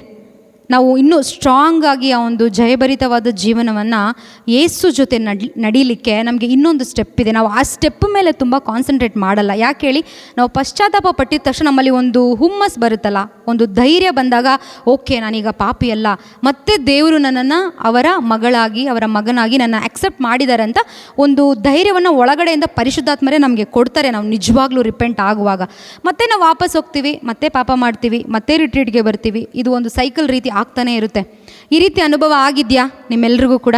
Price the Lord, hallelujah, price the lord, ಯೇಸುವೇ ಸ್ತೋತ್ರ. ಓಕೆ, ಸೊ ಈ ರಿಪೆಂಟೆನ್ಸ್ ಆದಮೇಲೆ ನಾನೇನು ಮಾಡಬೇಕು? ಇವಾಗ ನಾನು ಸ್ಕ್ವೀಸ್ ಮಾಡಿ ಏನು ಮಾಡಿದೆ, ಅದರಲ್ಲಿರೋ ಕೊಳಚೆ ನೀರನ್ನೆಲ್ಲ ತೆಗೆದಾಕ್ದೆ, ಕರೆಕ್ಟಾ? ಈಗ ಅದು ಮತ್ತೆ ಎಂಟಿ ಆಗಿದೆ, ಏನು, ಆ ಸ್ಪಾಂಜು. ಓಕೆ, ನಾನು ಅಥವಾ ನೀವು ಒಂದು ವಿಶ್ವಾಸಿ, ಉದಾಹರಣೆಗೆ ಹೇಳ್ತಾ ಇದ್ದೀನಿ, ಅದನ್ನೆಲ್ಲ ತೆಗೆಯುವಾಗ ನಮ್ಮಲ್ಲಿರುವ ಎಲ್ಲ ರೀತಿಯ ಗಿಲ್ಟು ಹೋಯ್ತು, ಡಿಪ್ರೆಷನ್ ಹೋಯ್ತು, ನನ್ನನ್ನು ಕಾಡ್ತಾ ಇದ್ದಂಥ ಆ ಭಯ ಹೋಯ್ತು, ಪಶ್ಚಾತ್ತಾಪ ಪಟ್ಟ ಮೇಲೆ ಎಲ್ಲ ಹೋದ್ಮೇಲೆ ನನ್ನ ಒಂದು ಅಂತರಂಗ ಎಂಟಿ ಆಯಿತು ದೇವರ ಮುಂದೆ. ನಾವು ಏನು ಮಾಡ್ತೀವಿ, ಆ ಎಂಟಿ ಹೃದಯದಲ್ಲೇ ಮತ್ತೆ ಲೋಕಕ್ಕೆ ಹೋಗ್ಬಿಡ್ತೀವಿ. ಓಕೆನಾ. ಆ ಎಂಟಿ ಹೃದಯವನ್ನು ಇಟ್ಕೊಂಡು ಮತ್ತೆ ಲೋಕಕ್ಕೆ ನಾವು ಹೋಗ್ಬಿಡ್ತೀವಿ. ಆದರೆ ನಾವೇನು ಮಾಡಬೇಕು ಗೊತ್ತಾ, ಇಮ್ಮಿಡಿಯೇಟ್ ನಾವು ರಿಪೆಂಟ್ ಆಗಿದ ತಕ್ಷಣ ದೇವರ ವಾಕ್ಯಗಳಿಂದ ಅದನ್ನು ನಾವು ತುಂಬಿಸ್ಕೊಳ್ಬೇಕು. ಈಗ ಫಾರ್ ಎಕ್ಸಾಂಪಲ್ ಆ ಸ್ಪಾಂಜ್ ಅಂತ ನಾನು ಹೇಳ್ತಿದ್ದೆ ಅಲ್ವಾ, ಈಗ ಅದನ್ನು ಒಂದು ಸೋಪ್ ನೀರು, ಕೊಳಚೆ ನೀರಲ್ಲ, ಒಳ್ಳೆ ಸೋಪ್ ಹಾಕಿರೋ ಅಂಥ ಒಂದು ನೀರು ಅಥವಾ ಏನಾದರೂ ಡಿಟರ್ಜೆಂಟ್ ಹಾಕಿರುವಂಥ ಒಂದು ನೀರು, ಅದರಲ್ಲಿ ಹಾಕುವಾಗ ಆ ಸೋಪ್ ನೀರನ್ನೆಲ್ಲ ಏನು ಮಾಡುತ್ತೆ, ಆ ಡಿಟರ್ಜೆಂಟ್ ಮತ್ತೆ ಹೀರ್ಕೊಳ್ಳುತ್ತೆ. ಸೊ ಕೊಳಚೆ ನೀರಿಗೆ ಹೋಗಿದ ತಕ್ಷಣ ಏನಾಗುತ್ತೆ, ಕೊಳಚೆ ನೀರಿಗೆ ಅದರೊಳಗಡೆ ಎಂಟರ್ ಆಗೋಕ್ಕೆ ಜಾಗನೇ ಇರಲ್ಲ. ಬಿಕಾಸ್ ಆಲ್ರೆಡಿ ಆ sponge is filled with soapy water ಅಲ್ವಾ. ಆ ಒಂದು ಡಿಟರ್ಜೆಂಟ್ ವಾಟ್ರಲ್ಲಿ ಕಂಪ್ಲೀಟಾಗಿ ಫಿಲ್ ಆಗಿರುತ್ತೆ ಆ ಸ್ಪಾಂಜು. ಆಗ ಕೊಳಚೆ ನೀರಿಗೆ ಹಾಕಿದ್ರೂ it is already filled. So ಕೊಳಚೆ ನೀರನ್ನ ತುಂಬ ಅಬ್ಸರ್ವ್ ಮಾಡ್ಕೊಳ್ಳೋಕ್ಕೆ ಯಾರಿಗಾಗಲ್ಲ, ಯಾವುದಕ್ಕಾಗಲ್ಲ, ಆ ಒಂದು ಸ್ಪಾಂಜ್ಗೆ ಆಗಲ್ಲ. ಸೊ ನಾವು ಕೂಡ ಇದೇ ಮಾಡಬೇಕು ಪ್ರಿಯರೇ. Price the lord. ಯಾಕೆ ನಾವೆಲ್ಲ ಒಳ್ಳೆ ರೀತಿಯಲ್ಲೇ ಮಾಡ್ತಾ ಇದ್ದೀವಿ, ಒಂದು ವಿಶ್ವಾಸದಲ್ಲಿ ನಾವು ದೇವರನ್ನು ನಂಬಿದ್ದೀವಿ, ಯೇಸುಗಾಗಿ ಜೀವಿಸಬೇಕು ಅಂತ ಬಂದಿದ್ದೀವಿ, ನಮ್ಮ ದಿಕ್ಕನ್ನು ಬದಲಾಯಿಸ್ತಾ ಇದ್ದೀವಿ, ಹೊಸದಾಗಿ ಹುಟ್ಟಿರುವ ಅನುಭವದಲ್ಲಿ ನಾವು ಜೀವಿಸ್ತಾ ಇದ್ದೀವಿ, ದೇವರ ವಾಕ್ಯವನ್ನು ಕೇಳ್ತಾ ಇದ್ದೀವಿ. ಮತ್ತು ನಾವು ತುಂಬಿಸ್ಕೊಳ್ಬೇಕು ಅದನ್ನು ನನ್ನ ಒಂದು ದೇಹದಲ್ಲಿ ಅಥವಾ ನನ್ನ ಒಂದು ಅಂತರಂಗದಲ್ಲಿ. ಆ ವಾಕ್ಯವನ್ನು ನಾನು ಯಾವಾಗ ತುಂಬಿಸ್ಕೊಳ್ತೀನೋ, ಒಂದು ಸಾರಿ ನನ್ನ ಹೃದಯವನ್ನು ಎಂಟಿ ಮಾಡಿದ ಮೇಲೆ, ಓಕೆ, ರಿಪೆಂಟೆನ್ಸ್ ಮುಖಾಂತರ ಎಲ್ಲ ತೆಗೆದು ಹಾಕಿದ ಮೇಲೆ, ಅಲ್ಲಿ ಖಾಲಿ ಇರುವಾಗ we need to fill our hearts with something else. Praise the lord. So ಅದು ಏನಾಗಿದೆ ಅಂದರೆ ದೇವರ ವಾಕ್ಯ. ಏನಾಗಿದೆ? ದೇವರ ವಾಕ್ಯ. ಕೇಳೋದು ನೀವು ತುಂಬಿಸ್ಕೊತಾ ಇದ್ದೀರಾ ಅಂತ ಅರ್ಥ ಅಲ್ಲ, ಓಕೆನಾ. ಅಥವಾ ನಾವು ಓದೋದು ನೀವು ತುಂಬಿಸ್ಕೊತಾ ಇದ್ದೀರಾ ಅಂತ ಅರ್ಥ ಅಲ್ಲ. ಸೊ ನಾವು ಆ ಕೇಳಿದ ವಾಕ್ಯಗಳನ್ನು ಹೃದಯದಲ್ಲಿ ಧ್ಯಾನಿಸಬೇಕು. ಈಗ ಮದರ್ ಮೇರಿ ಏನು ಮಾಡಿದ್ರು, ಆ ಗಾಬ್ರಿಯಲ್ ದೂತ ಬಂದು ಆ ಒಂದು ವಚನವನ್ನು ಹೇಳುವಾಗ ಅವ್ರು ಏನು ಮಾಡಿದ್ರಂತೆ, ಅದನ್ನು ಇಟ್ಕೊಂಡು ಶಿ ವಾಸ್ ಪಾಂಡರಿಂಗ್ ಓವರ್ ಇಟ್ ಅಂತ ವಾಕ್ಯ ಹೇಳುತ್ತೆ. ಅದನ್ನು ಆಲೋಚಿಸ್ತಾ ಇದ್ರು, ಒಳಗಡೆ ಇಟ್ಕೊಂಡಿದ್ರು. ಸೊ ಈ ರೀತಿಯಲ್ಲಿ ನಾವೇನು ತುಂಬಿಸ್ಕೊಳ್ಬೇಕು ಗೊತ್ತಾ, ದೇವರ ನೀತಿವಂತಿಕೆಯನ್ನು ತುಂಬಿಸ್ಕೊಳ್ಬೇಕು. ಏನು ತುಂಬಿಸ್ಕೊಳ್ಬೇಕು? ದೇವರ righteousness. Price the Lord, praise the lord. So ಆ ದೇವರ ನೀತಿವಂತಿಕೆಯನ್ನು ನಾವು ತುಂಬಿಸಿಕೊಂಡಾಗ, ಎಂಟಿ ಮಾಡಿದ ಹೃದಯದಲ್ಲಿ ದೇವರ ನೀತಿವಂತಿಕೆ ತುಂಬಲ್ಪಟ್ಟಾಗ ಏನಾಗುತ್ತೆ ಅಂದರೆ, ನಾವೊಂದು ಪಾಪಕ್ಕೆ ಹೋಗುವಾಗ ಅಥವಾ ನನ್ನ ಕಣ್ಣೇನಾದರೂ ಪಾಪ ಮಾಡಲಿಕ್ಕೆ ನೋಡುವಾಗ, ನನ್ನ ಕಿವಿ ಏನಾದರೂ ಪಾಪದ ಮಾತುಗಳನ್ನು ಕೇಳಿಸ್ಕೊಳ್ಳುವಾಗ, ನನ್ನ ಹೃದಯ ಏನಾದರೂ ಪಾಪದ ಬಗ್ಗೆ ಚಿಂತೆ ಮಾಡುವಾಗ, ಯಾರು ಕೋಚ್? ಅದು ಹೋಲಿ ಸ್ಪಿರಿಟ್. Praise the lord. ಆ ಕೋಚ್ ಒಳಗಡೆಯಿಂದ ಹೇಳ್ತಾ ಇರ್ತಾರೆ ಏನಂತ, ದೇವರ ಮುಖಾಂತರ ನೀನು ನೀತಿವಂತನಾಗಿದೆಯಾ, ದೇವರು ನಿನ್ನನ್ನು ವಿಮೋಚಿಸಿದ್ದಾರೆ, ದೇವರ ನೀತಿವಂತಿಕೆ ನಿನ್ನಲ್ಲಿದೆ, ದೇವರ ಸತ್ಸಂಬಂಧ ನಿನ್ನಲ್ಲಿದೆ ಅಂತೇಳಿ ಅದನ್ನು ನಮಗೆ ಒಂದು ಕಡೆಯಿಂದ ಹೇಳ್ತಾ ಇರ್ತಾರೆ. ಅವ್ರು ಫೈಟ್ ಮಾಡಲ್ಲ, ನಾವು ಫೈಟ್ ಮಾಡೋ ರೀತಿಯಲ್ಲಿ ನಮಗೇನು ಮಾಡ್ತಾರೆ, ಉತ್ತೇಜನ ಕೊಡ್ತಾರೆ. Price the lord. ಆಗೇನಾಗುತ್ತೆ, ಆ ಒಂದು ಮ್ಯಾಚ್ನ ನಾವು ವಿನ್ ಮಾಡೋಕ್ಕಾಗುತ್ತೆ. ಸೊ ನಮ್ಮ ಹೃದಯವನ್ನು ಖಾಲಿ ತೊಗೊಂಡು ಹೋಗೋದ್ರಿಂದ ನಮಗೆ ಆ ಒಂದು ಮ್ಯಾಚಲ್ಲಿ ಅಥವಾ ಆ ಒಂದು ಗೇಮಲ್ಲಿ ವಿನ್ ಆಗ್ಲಿಕ್ಕೆ ಆಗ್ತಾಯಿಲ್ಲ, ಸೋತೋಗ್ತೀವಿ, ಮತ್ತೆ ಪ್ರಾಕ್ಟೀಸ್ ಮಾಡ್ತೀವಿ, ಮತ್ತೆ ನಾವು ಆ ಒಂದು ಮ್ಯಾಚ್ನ ಇದೇ ರೀತಿ ಅಲ್ವಾ ಆಗೋದು. ಈಗ ಒಬ್ಬರು ಆ ಒಂದು ಕಿಕ್ ಬಾಕ್ಸಿಂಗಲ್ಲಿ ಸೋತೋದ್ರೆ ಮತ್ತೆ ಅವ್ರು ನೆಕ್ಸ್ಟ್ ಮ್ಯಾಚ್ಗೆ ಬರಬೇಕು, ಮತ್ತೆ ಪ್ರಾಕ್ಟೀಸ್ ಮಾಡಬೇಕು, ಇನ್ನು ಯಾವ ರೀತಿ ಸ್ಟ್ರಾಟಜೀಸ್ ಎಲ್ಲ ಮಾಡಬೇಕು, ವಿನ್ ಆಗ್ಲಿಕ್ಕೆ ಏನು ಮಾಡಬೇಕು ಅಂತ. ಸೊ ಅದೇ ನಾವು ಈ ನೀತಿವಂತಿಕೆನ ನಾವು ತುಂಬಿಸ್ಕೊಳ್ಳುವಾಗ, ಆ ನೀತಿವಂತಿಕೆ ಒಳಗಡೆಯಿಂದ ನಮ್ಗೆ ಏನು ಮಾಡುತ್ತೆ, ಆ ಉತ್ತೇಜನವನ್ನು ಕೊಡುತ್ತೆ. ನೀನು ಯೇಸುವಿನ ಮಗಳು, ನೀನು ಯೇಸುವಿನ ಮಗಳು, ನೀನು ಸ್ವರ್ಗಕ್ಕೆ ಸೇರಿದವಳು, ನೀನು ಸ್ವರ್ಗ ಸಾಮ್ರಾಜ್ಯದ ಮಗು, ಸ್ವರ್ಗ ಸಾಮ್ರಾಜ್ಯದ ಮಗಳು ಅಂತ ಹೇಳಿ ನಮ್ಮನ್ನು ಸ್ವರ್ಗೀಯ ವಿಷಯಗಳ ಕಡೆ ಗಮನ ಕೊಡುವಂತೆ ಆ ಒಂದು ಪರಿಶುದ್ಧಾತ್ಮರ ಉತ್ತೇಜನ ನಮಗೆ ನೀಡುತ್ತೆ. Price the Lord, praise the Lord, praise the Lord. Hallelujah. ಈ ಒಂದು ನೀತಿವಂತಿಕೆ ನಮಗೆ ಎಲ್ಲಿಂದ ಸಿಗುತ್ತೆ? ಶುಭ ಸಂದೇಶ. ಎಲ್ಲಿಂದ ಸಿಗುತ್ತೆ? ಶುಭ ಸಂದೇಶ. ಶುಭ ಸಂದೇಶನೇ ಅಲ್ಟಿಮೇಟ್ ಆನ್ಸರ್ ನಮಗೆ. ನಾವೇನು ಮಾಡ್ತೀವಿ, ಎಲ್ಲ ಮಾಡಿ ಆ ಶುಭ ಸಂದೇಶಕ್ಕೆ ಕೊಡುವಂಥ ಆ ಒಂದು ಇಂಪಾರ್ಟೆನ್ಸ್ನ ನಾವೆಲ್ಲೋ ಕಡಿಮೆ ಮಾಡ್ಕೊಳ್ತಾ ಇದ್ದೀವಿ. ನಾವು ಅಂದ್ಕೊಳ್ತಾ ಇದ್ದೀವಿ, ಹೌದು ನಾನು ಕೊಡ್ತಾ ಇದ್ದೀನಿ ಅಂತ ಹೇಳಿ. ಬಟ್ ಆದರೆ ಆ ರೀತಿ ಇರುವಾಗ ನಾವು ಮತ್ತೆ ಆ ಒಂದು ಸೈಕಲ್ ನಮ್ಮ ಜೀವನದಲ್ಲಿ ರಿಪೀಟ್ ಆಗಬಾರ್ದಲ್ವಾ. ಸೊ ನಾವು ಜಯಿಸೋರು ಆಗಬೇಕಲ್ವಾ. ಈಗ ನಾವು 1ರಿಂದ 10ಕ್ಕೆ ಹೋಗ್ತೀವಿ, ಮತ್ತೆ ಇಳಿದು 0ಗೆ ಬರ್ತೀವಿ, ಮತ್ತೆ 1ರಿಂದ 10ಕ್ಕೆ ಹೋಗ್ತೀವಿ, ಮತ್ತು 11, 12 ಯಾವಾಗ ಹೋಗೋದು ಅಲ್ವಾ. ಇವಾಗ ನಾವು 100ರಷ್ಟು ಫಲ ಕೊಡಬೇಕು ಅಂತ ಪ್ರಾರ್ಥನೆ ಮಾಡ್ತೀವಿ, ಬಟ್ ಯಾವಾಗ ನಾವು ಆ ಒಂದು ಫಲಕ್ಕೆ ನೆಕ್ಸ್ಟು ಹೆಜ್ಜೆ ಹಾಕೋದು ಯಾವಾಗ? ಸೊ ನಮ್ಮಲ್ಲಿ ಆ ನೀತಿವಂತಿಕೆನ ನಾವು ಪ್ರತಿದಿನ ತುಂಬಿಸ್ಕೊಳ್ಳುವಾಗ, ಆ ಶುಭ ಸಂದೇಶವನ್ನು ನಾವು ಯಾವಾಗಲೂ ಕೇಳಿ, ಆ ಕೇಳಿದ ಶುಭ ಸಂದೇಶವನ್ನು ನಾವು ಧ್ಯಾನ ಮಾಡುವಾಗ ನಮ್ಮಲ್ಲಿ ಒಂದು ಪ್ರಕಟಣೆ ಉಂಟಾಗುತ್ತೆ. ನಾವು ನಿನ್ನೆ ತುಂಬ ಚೆನ್ನಾಗಿ ಬ್ರದರ್ ಶಿಜ್ಜು ಅವರಿಂದ ನಾವು ಕೇಳಿಸ್ಕೊಂಡ್ವಿ ಅಲ್ವಾ. ಸೊ ಆ ಪರಿಶುದ್ಧಾತ್ಮರು ಏನಾಗಿದ್ದಾರೆ, ನಮಗೆ ಆ ಪ್ರಕಟಣೆಯನ್ನು ಕೊಡುವವರಾಗಿದ್ದಾರೆ. ಸೊ ಈ ಪ್ರಕಟಣೆಗಾಗಿ ನಾನು ಎಷ್ಟು ದಾಹ ಪಡ್ತಾ ಇದ್ದೀನಿ, ಅದನ್ನು ತುಂಬಿಸ್ಕೊಳ್ಳೋಕ್ಕೆ ನಾನು ಏನು ವರ್ಕ್ ಮಾಡ್ತಾ ಇದ್ದೀನಿ, ಅದು ತುಂಬ ಇಂಪಾರ್ಟೆಂಟ್ ಆಗುತ್ತೆ. ನಾವು ವಾಕ್ಯ ಕೇಳ್ತೀವಿ, ವರ್ಷಿಪ್ ಲೀಡ್ ಮಾಡ್ತೀವಿ. ಈಗ ನಾನು ಈ ರೀತಿ ವಾಕ್ಯ ಹೇಳ್ತಾ ಇದ್ದೀನಿ ಅಂದಿದ ತಕ್ಷಣ ನಾನು ಈ ರೀತಿ ಮಾಡ್ತಾ ಇದ್ದೀನಿ ಅಂತಲ್ಲ. ಸೊ ಇದರಿಂದ ಯಾವುದೇ ಪ್ರಯೋಜನ ಆಗಲ್ಲ. ಬಟ್ ನನ್ನ ಪರ್ಸ್ನಲ್ ಲೈಫಲ್ಲಿ ನಾನೇನಾಗಿದ್ದೀನಿ, ಆ ನೀತಿವಂತಿಕೆ ನನ್ನಲ್ಲಿ ಕಾರ್ಯ ಮಾಡೋಕ್ಕೆ ನಾನು ಎಷ್ಟು ಬಿಟ್ಟಿದ್ದೀನಿ, ಎಷ್ಟು ಪರ್ಸೆಂಟೇಜ್ ಆ ನೀತಿವಂತಿಕೆನ ನಾನು ಒಳಗಡೆ ತುಂಬಿಸ್ಕೊಂಡಿದ್ದೀನಿ, ಆ ಒಂದು ಶುಭ ಸಂದೇಶಕ್ಕೆ ಕೇಳಲಿಕ್ಕೆ, ಮೆಡಿಟೇಟ್ ಮಾಡಲಿಕ್ಕೆ ನಾನೆಷ್ಟು ಸಮಯವನ್ನು ಕೊಡ್ತಾಯಿದ್ದೀನಿ ಅಲ್ವಾ. Price the Lord, praise the lord. So ಇದು ತುಂಬ ತುಂಬ ಇಂಪಾರ್ಟೆಂಟ್. ನೋಡಿ, ನಾವು ಯೋಹಾನನ ಶುಭ ಸಂದೇಶ, ಗಾಸ್ಪಲ್ ಆಫ್ ಜಾನ್ 4ನೇ ಅಧ್ಯಾಯ, ನಾವು ಸಮಾರ್ಯ ಸ್ತ್ರೀ, ಆ ಒಂದು ಇದನ್ನು ಯೇಸು ಮತ್ತು ಸಮಾರ್ಯದ ಮಹಿಳೆ, ಈ ಒಂದು ಘಟನೆಯನ್ನು ಅನೇಕ ಬಾರಿ ನಾವೇನು ಮಾಡಿದ್ದೀವಿ, ಕೇಳಿದ್ದೀವಿ ಅಲ್ವಾ. ಸೊ ಇಲ್ಲೇನಾಗುತ್ತೆ, ಆ ಒಂದು ಸಮಾರ್ಯದ ಮಹಿಳೆ ಆ ಬಾವಿ ಹತ್ರ ನೀರು ತಗೊಳ್ಳಿಕ್ಕೆ ಆ ಮಧ್ಯಾಹ್ನದ ವೇಳೆಯಲ್ಲಿ ಬರುವಾಗ, ಆ ಒಂದು ಮಹಿಳೆ ಬರುವುದಕ್ಕೆ ಮುಂಚೆನೇ ಯೇಸು ಅಲ್ಲಿ ಬಾವಿ ಕಟ್ಟೆಯ ಮೇಲೆ ಆ ಮಹಿಳೆಗಾಗಿ ಕಾಯ್ತಾ ಇರ್ತಾರೆ. ಹೌದಾ, ಪ್ರೈಸ್ ದ ಲಾರ್ಡ್. ಸೊ ಇವರಿಬ್ಬರು ಅಲ್ಲಿ ಬರುವಾಗ ಅಲ್ಲಿ ನೀರು ಸೇದಕ್ಕೆ ಬಂದಿದ್ದ ಮಹಿಳೆ ಜೊತೆ ಯೇಸು ಏನು ಮಾಡ್ತಾರೆ, ಒಂದು ಕಾನ್ವರ್ಸೇಷನ್ ಸ್ಟಾರ್ಟ್ ಆಗುತ್ತೆ ಅವರಿಬ್ಬರಿಗೆ. ಸೊ ಮಾತಾಡ್ತಾ ಮಾತಾಡ್ತಾ ಮಾತಾಡ್ತಾ ಏನಾಗುತ್ತೆ, ಸಮಾರ್ಯದ ಆ ಒಂದು ಮಹಿಳೆ ಆಕೆಗೆ ಗೊತ್ತಿಲ್ಲದೇ ಎಲ್ಲ ಓಪನ್ ಅಪ್ ಆಗ್ತಾಳೆ. ಅಂದರೆ ಪಶ್ಚಾತ್ತಾಪ ಅವಳಲ್ಲಿ ಅಂದರೆ ಒಪ್ಕೊಳ್ಳೋದೇ ಅಲ್ವಾ ಪಶ್ಚಾತ್ತಾಪ. ನಾವು ಮಾಡಿರುವ ತಪ್ಪುಗಳನ್ನೆಲ್ಲ ಒಪ್ಕೊಂಡು ಅದಕ್ಕೆ ನಾವು ಒಂದು ನಿಜವಾದ ಒಂದು ನೋವು ನನ್ನಲ್ಲಿ ಉಂಟಾಗುತ್ತೆ ಅಲ್ವಾ, ಆ ಒಂದು ಚೇಂಜ್ ಆಫ್ ಮೈಂಡ್ ಮಾಡ್ಕೊಳ್ಳೋಕ್ಕೆ ನಾವು ಪ್ರಯತ್ನ ಪಡ್ತೀವಲ್ವ, ಅದೇ ಅಲ್ವಾ ಒಂದು ನಿಜವಾದ ಪಶ್ಚಾತ್ತಾಪ. ಸೊ ಇವಳಿಗೆ ಗೊತ್ತಿಲ್ಲದೇನೆ ಅವಳಲ್ಲಿ ಎಷ್ಟು ನೋವಿತ್ತೋ, ಎಷ್ಟು ಊರು ಜನ ಎಲ್ಲ ಬೈದಿರೋದು ಅಥವಾ ಅವಳಿಗಾಗಿರುವಂಥ ಅವಮಾನ, ಒಂದು ನಿಜವಾದ ಸ್ಯಾಟಿಸ್ಫ್ಯಾಕ್ಷನ್ ಇಲ್ಲ ಲೈಫಲ್ಲಿ. ಎಷ್ಟೋ ಜನ ಗಂಡಸರು ಅವ್ರ ಜೀವನದಲ್ಲಿ ಬಂದು ಹೋಗಿದ್ದಾರೆ, ಯಾರಿಂದಲೂ ಕೂಡ ಅವಳಿಗೆ ಒಂದು ತೃಪ್ತಿ ಸಿಕ್ಕಿಲ್ಲ. ಸೊ ಈ ನೋವನ್ನೆಲ್ಲ ಇಟ್ಕೊಂಬಂದು ಅವಳು ಕೂಡ ಆ ಒಂದು ವ್ಯಭಿಚಾರವನ್ನು ಮಾಡಿ ಪಾಪಿಯಾಗಿ ಅಲ್ಲಿ ಬರ್ತಾಳೆ. ಅದಕ್ಕೋಸ್ಕರ ಅವಳೇನು ಮಾಡ್ತಾಳೆ, ಮಧ್ಯಾಹ್ನದ ವೇಳೆಯಲ್ಲಿ ಬರ್ತಾಳೆ. ಈಗ ಜನರು ನೋಡಿದ್ರೆ ಅವಳನ್ನ ಸುಮ್ಮನೆ ಬಿಡಲ್ಲ ಅಲ್ವಾ. ಸೊ ಆ ರೀತಿ ಬರುವಾಗ, ಈ ರೀತಿ ಒಂದು ಕಾನ್ವರ್ಸೇಷನ್ ಸ್ಟಾರ್ಟ್ ಆಗುವಾಗ, ಸೊ ಅವಳು ಗೊತ್ತಿಲ್ಲದೇ ಏನು ಅಲ್ಲಿ ಒಂದು ರಿಪೆಂಟೆನ್ಸ್ ಆಗ್ತಾ ಇದೆ. ಅಂದರೆ ಅಲ್ಲೆಲ್ಲ ಒಪ್ಕೊಳ್ತಾ ಇದ್ದಾಳೆ, ಒಂದು ನನಗೆ 5 ಜನ ಗಂಡಂದಿರು, ಹೌದು ಅದು ಯೇಸು ಹೇಳ್ತಾರೆ, ಹೌದು ನಿಜವಾಗ ಕರೆಕ್ಟಾಗಿ ಹೇಳ್ದೆ ನೀನು ಅಂತೇಳಿ. ಸೊ ಈ ರೀತಿ ಮಾಡ್ತಾ ಮಾಡ್ತಾ ಮಾಡ್ತಾ ಮಾಡ್ತಾ ಆ ದೇಹದಲ್ಲಿ ಅವಳು ಒಂದು ಕೊಡವನ್ನು ಹೊತ್ಕೊಂಬಂದಿದ್ಲಲ್ವಾ, ಅದನ್ನು ಏನು ಮಾಡ್ತಾಳೆ, ಅಲ್ಲೇ ಬಿಡ್ತಾಳೆ. ಈಗ ಅವಳಲ್ಲಿದ್ದಂಥ ಭಯ ಎಲ್ಲೋಯ್ತು ಅಲ್ವಾ. ಈಗ ಅಲ್ಲಿಂದ ಎಲ್ಲ ಕಾನ್ವರ್ಸೇಷನ್ ಮುಗಿದ ಮೇಲೆ ಅವಳೇನು ಮಾಡ್ತಾಳೆ, ಅಲ್ಲಿಂದ ಓಡೋಗಿ ಏನು ಸಾರಕ್ಕೆ ಹೋಗ್ತಾಳೆ, ಶುಭ ಸಂದೇಶವನ್ನು ಸಾರಕ್ಕೆ ಹೋಗ್ತಾಳೆ. ಸೊ ಅವಳಿಗೆ ಗೊತ್ತಿಲ್ಲದೇನೆ ಅವಳಲ್ಲಿರುವಂಥ ಭಯ ಹೋಯ್ತು, ನಾಚಿಕೆ ಹೋಯ್ತು, ಅಂಜಿಕೆ ಹೋಯ್ತು, ಇನ್ನು ನನ್ನ ಊರು ಜನ ಏನಂತಾರೆ ಅನ್ನೋದೆಲ್ಲ ಮರ್ತೋದ್ಲು. ಇವಾಗ ನಾನು ವ್ಯಭಿಚಾರ ಮಾಡಿದ್ದೀನಿ, ಊರಲ್ಲಿ ಹೋದರೆ ಆ ಜನ ನನ್ನ ಮೇಲೆ ಯಾವ ರೀತಿ ಆ್ಯಕ್ಷನ್ ತೊಗೊತಾರೆ ಅಂತ ಅದೇನು ಚಿಂತೆ ಮಾಡಿಲ್ಲ ಅವಳು. ಅವಳ ಕೊಡವನ್ನು ಅಲ್ಲೇ ಬಿಟ್ಲು. ಅಂದರೆ ನಾವು ಹಾಗೆ ನಮ್ಮ ಪಾಪವನ್ನು ನಾವು ಅಲ್ಲೇ ಬಿಟ್ಟು ಒಂದು ಕಾನ್ಫಿಡೆನ್ಸಲ್ಲಿ ಮುಂದಕ್ಕೆ ಹೋಗ್ತೀವಿ ಅಲ್ವಾ. ಅವಳು ಅದೇ ರೀತಿ ಅಲ್ಲಿ ಓದ್ಲು. ಅವಳು ಹೋಗುವಾಗ ಯಾರನ್ನ ತುಂಬಿಸ್ಕೊಂಡೋದ್ಲು, ಯೇಸುವನ್ನು ತುಂಬಿಸ್ಕೊಂಡೋದ್ಲು. ಯೇಸು ಯಾರಾಗಿದ್ದಾರೆ, ಶುಭ ಸಂದೇಶನೇ ಯೇಸು, ಗುಡ್ ನ್ಯೂಸ್, ದ ಗಾಸ್ಪಲ್. ಅದನ್ನು ಒಳಗಡೆ ತುಂಬಿಸ್ಕೊಂಡು ಊರ ಒಳಗಡೆ ಏನು ಮಾಡಿ ಧೈರ್ಯದಿಂದ ಅವಳು ಒಳಗಡೆ ಹೋದ್ಲು. Price the lord. ಅಲ್ಲಿ ಯಾವುದೇ ಭಯ ಇರಲಿಲ್ಲ. ನಾವು ಅದೇ ರೀತಿಯಲ್ಲಿ ಆ ಒಂದು ಪಶ್ಚಾತ್ತಾಪ ಆದಮೇಲೆ ಆ ಸೈಕಲ್ನ ರಿಪೀಟ್ ಮಾಡದೆ ಆ ದೇವರ ನೀತಿವಂತಿಕೆನ ನಾವೇನು ಮಾಡಬೇಕು, ಧರಿಸ್ಕೊಳ್ಬೇಕು. ಅದು ಒಂದು ದಿನ ಅಲ್ಲ. ಈ ಒಂದು ಕಷ್ಟ, ದೇವರು ಹೇಳ್ತಾರೆ ಅಲ್ಲ, ನಿಮಗೆ ಕಷ್ಟ ಸಂಕಟಗಳು ತಪ್ಪಿದ್ದಲ್ಲ. ಎಷ್ಟು ದಿನ ಕಷ್ಟ ಸಂಕಟಗಳು ತಪ್ಪಿದ್ದಲ್ಲ, ಯಾವಾಗ ಜೀವನವಿಡೀ ಅದು ಅಲ್ವಾ. ಅದಕ್ಕೆ ಅದಾದಮೇಲೆ ದೇವರು ಹೇಳ್ತಾರೆ, ಅದಕ್ಕೆ ನೀವು ಸೈರಣೆಯಿಂದ ಇದ್ದರೆ ಕೊನೆವರೆಗೂ, ಆಮೇಲೆ ನೀವು ಜೀವೋದ್ಧಾರವನ್ನು ಹೊಂದ್ಕೊಳ್ಳೋಕ್ಕಾಗ. ಸೈರಣೆಯಿಂದ ಯಾವುದಕ್ಕಾಗಿ ಇರಬೇಕು, ಈ ಒಂದು ಶುಭ ಸಂದೇಶದ ಈ ಒಂದು ಜರ್ನಿಯಲ್ಲಿ ಬರುವಂಥ ಎಲ್ಲ ಕಷ್ಟ ಸಂಕಟಗಳು, ಎಲ್ಲ ರೀತಿಯ ಅವಮಾನಗಳು, ನನ್ನ ಫೋಕಸ್ ಒಂದೇ ಆಗಿರಬೇಕು. ಯಾರು, Yesu, eternal life, a hope of glory ನನ್ನ ಕಣ್ಣ ಮುಂದೆ ಇರಬೇಕು. ಸೊ ಇದನ್ನು ನೋಡಿಕೊಂಡು ನಾನು ಓಡುವಾಗ ಏನಾಗುತ್ತೆ, ಈ ರೀತಿ ಟೆಂಪ್ಟೇಷನ್ಸ್ ಇದೆಲ್ಲ ಬಂದು ನಾವು ಅಲ್ಲಿ ಬಿದ್ದೋಗುವ ಸಾಧ್ಯತೆಗಳು ಬರುತ್ತೆ. ಆದರೆ ಆ ನೀತಿವಂತಿಕೆ ನನ್ನಲ್ಲಿ ಇರಬೇಕಾದ್ರೆ, ಈಗ ದಾವೀದನ ಎಕ್ಸಾಂಪಲ್ನ ನಾವು ತಗೊಳ್ಳುವಾಗ, ದಾವೀದ ಏನಾಗಿದ್ದ, ಮೊದಲು ಕುರಿಗಾಹಿಯಾಗಿದ್ದ ಅಲ್ವಾ.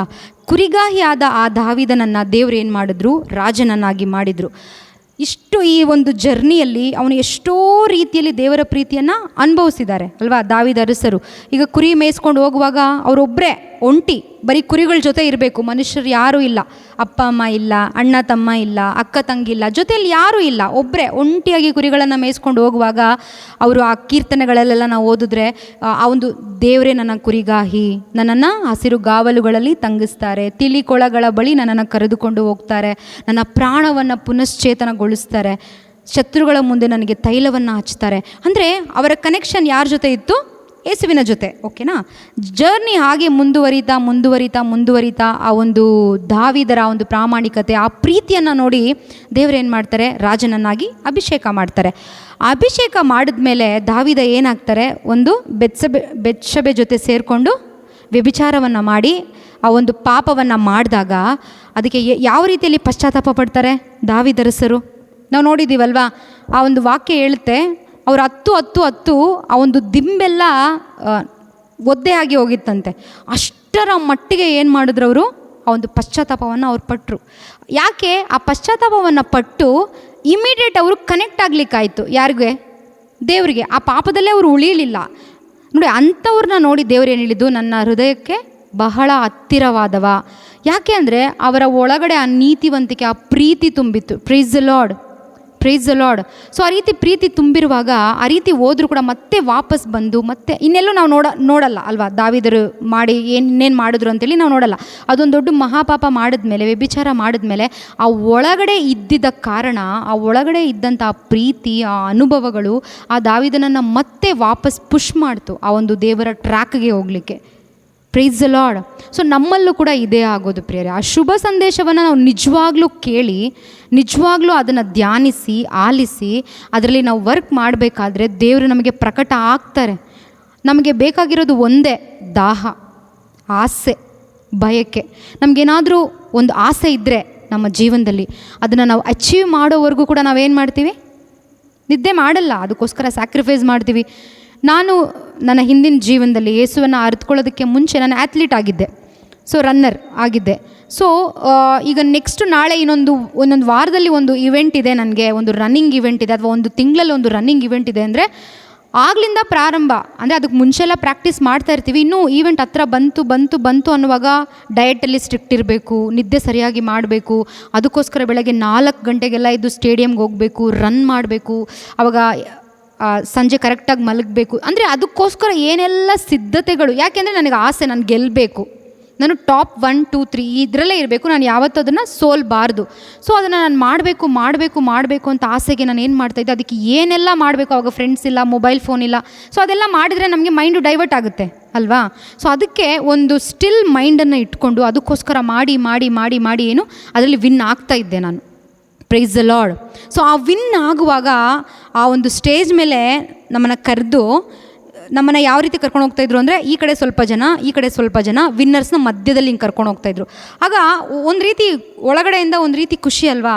ಅಂದರೆ ಎಲ್ಲರ ಕಣ್ಗಳು ನಮ್ಮ ಮೇಲೇ ಇರುತ್ತೆ. ಯಾರು ವಿನ್ನರ್ ಅಂತ ನೋಡ್ತಾ ಇರ್ತಾರೆ. ನಮ್ಮನ್ನು ಸ್ಟೇಜಿಗೆ ಕರ್ಕೊಂಡು ಹೋಗ್ತಾರೆ. ಆ ಒಂದು ಈವೆಂಟ್ಗೆ ಅಂಬಾಸಿಡರ್ಸ್ ಅಂತ ಕೆಲವೊಬ್ಬರು ಇರ್ತಾರೆ. ಅವರು ಫುಟ್ಬಾಲ್ ಕೋಚಸ್ ಆಗಿರ್ತಾರೆ, ಕ್ರಿಕೆಟ್ ಕೋಚ್, ಅವರು ದೊಡ್ಡ ಕೋಚಸ್ನ ಇನ್ವೈಟ್ ಮಾಡಿರ್ತಾರೆ. ಸೊ ನಮ್ಮನ್ನು ಸ್ಟೇಜ್ ಮೇಲೆ ನಿಲ್ಲಿಸಿ ಅವರು ನಮಗೆ ಆ ಒಂದು ಬಹುಮಾನವನ್ನು ಕೊಡುವಾಗ ಅದು ಯಾವ ರೀತಿ ಇರುತ್ತೆ. ಈಗ ಆ ಖುಷಿ ಇಲ್ಲ ನನಗೆ. ಯಾಕೆಂದರೆ ನನ್ನ ಒಳಗಡೆ ಅದೆಲ್ಲದಕ್ಕಿಂತ ಮಿಗಿಲಾಗಿ ಈ ಒಂದು ಬೆಳ್ಳಿ ಬಂಗಾರಕ್ಕಿಂತ, ಈ ಲೋಕಕ್ಕಿಂತ, ಮೆಡಲ್ಗಿಂತ, ಅದಕ್ಕೆಲ್ಲದಕ್ಕಿಂತ ಉನ್ನತವಾಗಿರೋ ನನ್ನ ಒಳಗಡೆ ಇದ್ದಾರೆ. ಸೊ ಆ ಖುಷಿ ಇವಾಗ ಏನಿಲ್ಲ. Price the lord. ಸೊ ಆಗ ಹಿಂದಿನ ಜೀವನದಲ್ಲಿ ಅದೊಂದು ರೀತಿ ಖುಷಿ. ಆಗ ನಮ್ಮ ಹತ್ರ ಬಂದು ಕೆಲವೊಬ್ಬರು ಆಟೋಗ್ರಾಫ್ಸ್ ಎಲ್ಲ ತೊಗೊಳ್ತಾ ಇದ್ರು. ಸೊ ಅವಾಗ ನಾವು ಒಂದು ಸೆಲೆಬ್ರಿಟಿ ಥರ ಒಂದು ಫೀಲ್ ಆಗ್ತಿದ್ವಿ. ಇವಾಗ ನಾವು ಬೇರೆ ರಾಜ್ಯಗಳಿಗೆ ಹೋಗಿ ಇವೆಂಟ್ ಎಲ್ಲ ಮಾಡ್ತಿದ್ವಿ. ಸೊ ಅದೇ ರೀತಿಯಲ್ಲಿ ನನಗೆ ಆಸೆ ಅನ್ನೋದಿದ್ದರೆ, ನನಗೆ ಆಸೆ ಇದ್ದರೆ ಆ ಶುಭ ಸಂದೇಶದ ಮೇಲೆ, ಆ ಯೇಸುವಿನ ಮೇಲೆ ಏನಾಗುತ್ತೆ ಅಂದರೆ, ಅದಕ್ಕೋಸ್ಕರ ನಾನು ಏನು ಮಾಡಲಿಕ್ಕೂ ಕೂಡ ಸಿದ್ಧಳಾಗಿರ್ತೀನಿ. ಆಗ ನನಗೆ ಫ್ರೆಂಡ್ಸ್ ಬೇಡ, ಆಗ ನನಗೆ ಮೊಬೈಲ್ ಫೋನ್ ಬೇಡ, ಆಗ ನನಗೆ ಈ ಸೋಷಿಯಲ್ ಮೀಡಿಯಾ ಬೇಡ, ಏನೂ ಬೇಡ. ಯಾಕೆ ಅಂದರೆ ಆ ಜೈಮಾಲೆ ನನಗೋಸ್ಕರ ಕಾಯ್ತಾ ಇದೆ. ಇದೇನೂ ಇಲ್ಲ. ಈಗ ನಾನು ಎಕ್ಸ್ಪ್ಲೇನ್ ಮಾಡಿದ್ದು, ಬಟ್ ಇಮ್ಯಾಜಿನ್ ಮಾಡಿ ಆ ಜೈಮಾಲೆಯನ್ನು ನಾವು ತಗೊಳ್ಳುವಾಗ ಯಾವ ರೀತಿ ಇರುತ್ತೆ, ಆ ಸ್ವರ್ಗದಲ್ಲಿ ಆ ಸೆಲೆಬ್ರೇಷನ್ ಹೇಗಿರುತ್ತೆ ಅಲ್ವಾ. ನಾವು ಇಮ್ಯಾಜಿನ್ ಮಾಡೋಕ್ಕೂ ಆಗಲ್ಲ. ಸೊ ಈ ರೀತಿ ನನ್ನ ಫೋಕಸ್ ಆಗಿದ್ದರೆ, ಇದು ನನ್ನ ಆಸೆ ಆಗಿದ್ದರೆ ಶುಭ ಸಂದೇಶದ ಮೇಲೆ, ನಿಜವಾಗ್ಲೂ ದೇವರು ಅವರನ್ನು ನಮ್ಮಲ್ಲಿ ಪ್ರಕಟಪಡಿಸಿಕೊಡ್ತಾರೆ. Price the lord. ಆ ನೀತಿವಂತಿಕೆನ ನಮ್ಮ ಒಳಗಡೆ ತುಂಬಿಸ್ತಾರೆ. ಆ ರೈಚಸ್ನೆಸ್ ಆಫ್ ಗಾಡ್ ನನ್ನೊಳಗಡೆ ಬರುತ್ತೆ. ಅದು ನನ್ನೊಳಗಡೆ ಬಂದಾಗ ಏನಾಗುತ್ತೆ, ಪರಿಶುದ್ಧಾತ್ಮರು ಯಾವಾಗಲೂ ಆ್ಯಕ್ಟಿವ್ ಆಗಿರ್ತಾರೆ ಅಲ್ವಾ. ಅವ್ರು ಆ್ಯಕ್ಟಿವ್ ಆಗಿರೋದಲ್ಲಿ ನೀತಿವಂತಿಕೆಯಲ್ಲಿ, ಪಾವನತೆಯಲ್ಲಿ, ವಿಮೋಚನೆಯಲ್ಲಿ, ಜ್ಞಾನದಲ್ಲಿ, ಇದರಲ್ಲೇ ಮೊನ್ನೆ ನಾವು ಕೇಳಿಸ್ಕೊಂಡ್ವಿ ಅಲ್ವಾ. ಸೊ ಇದೆಲ್ಲ ಇರುವಾಗ ನನ್ನಲ್ಲಿ ಅವ್ರು ಯಾವಾಗಲೂ ಆ್ಯಕ್ಟಿವ್ ಆಗಿರ್ತಾರೆ.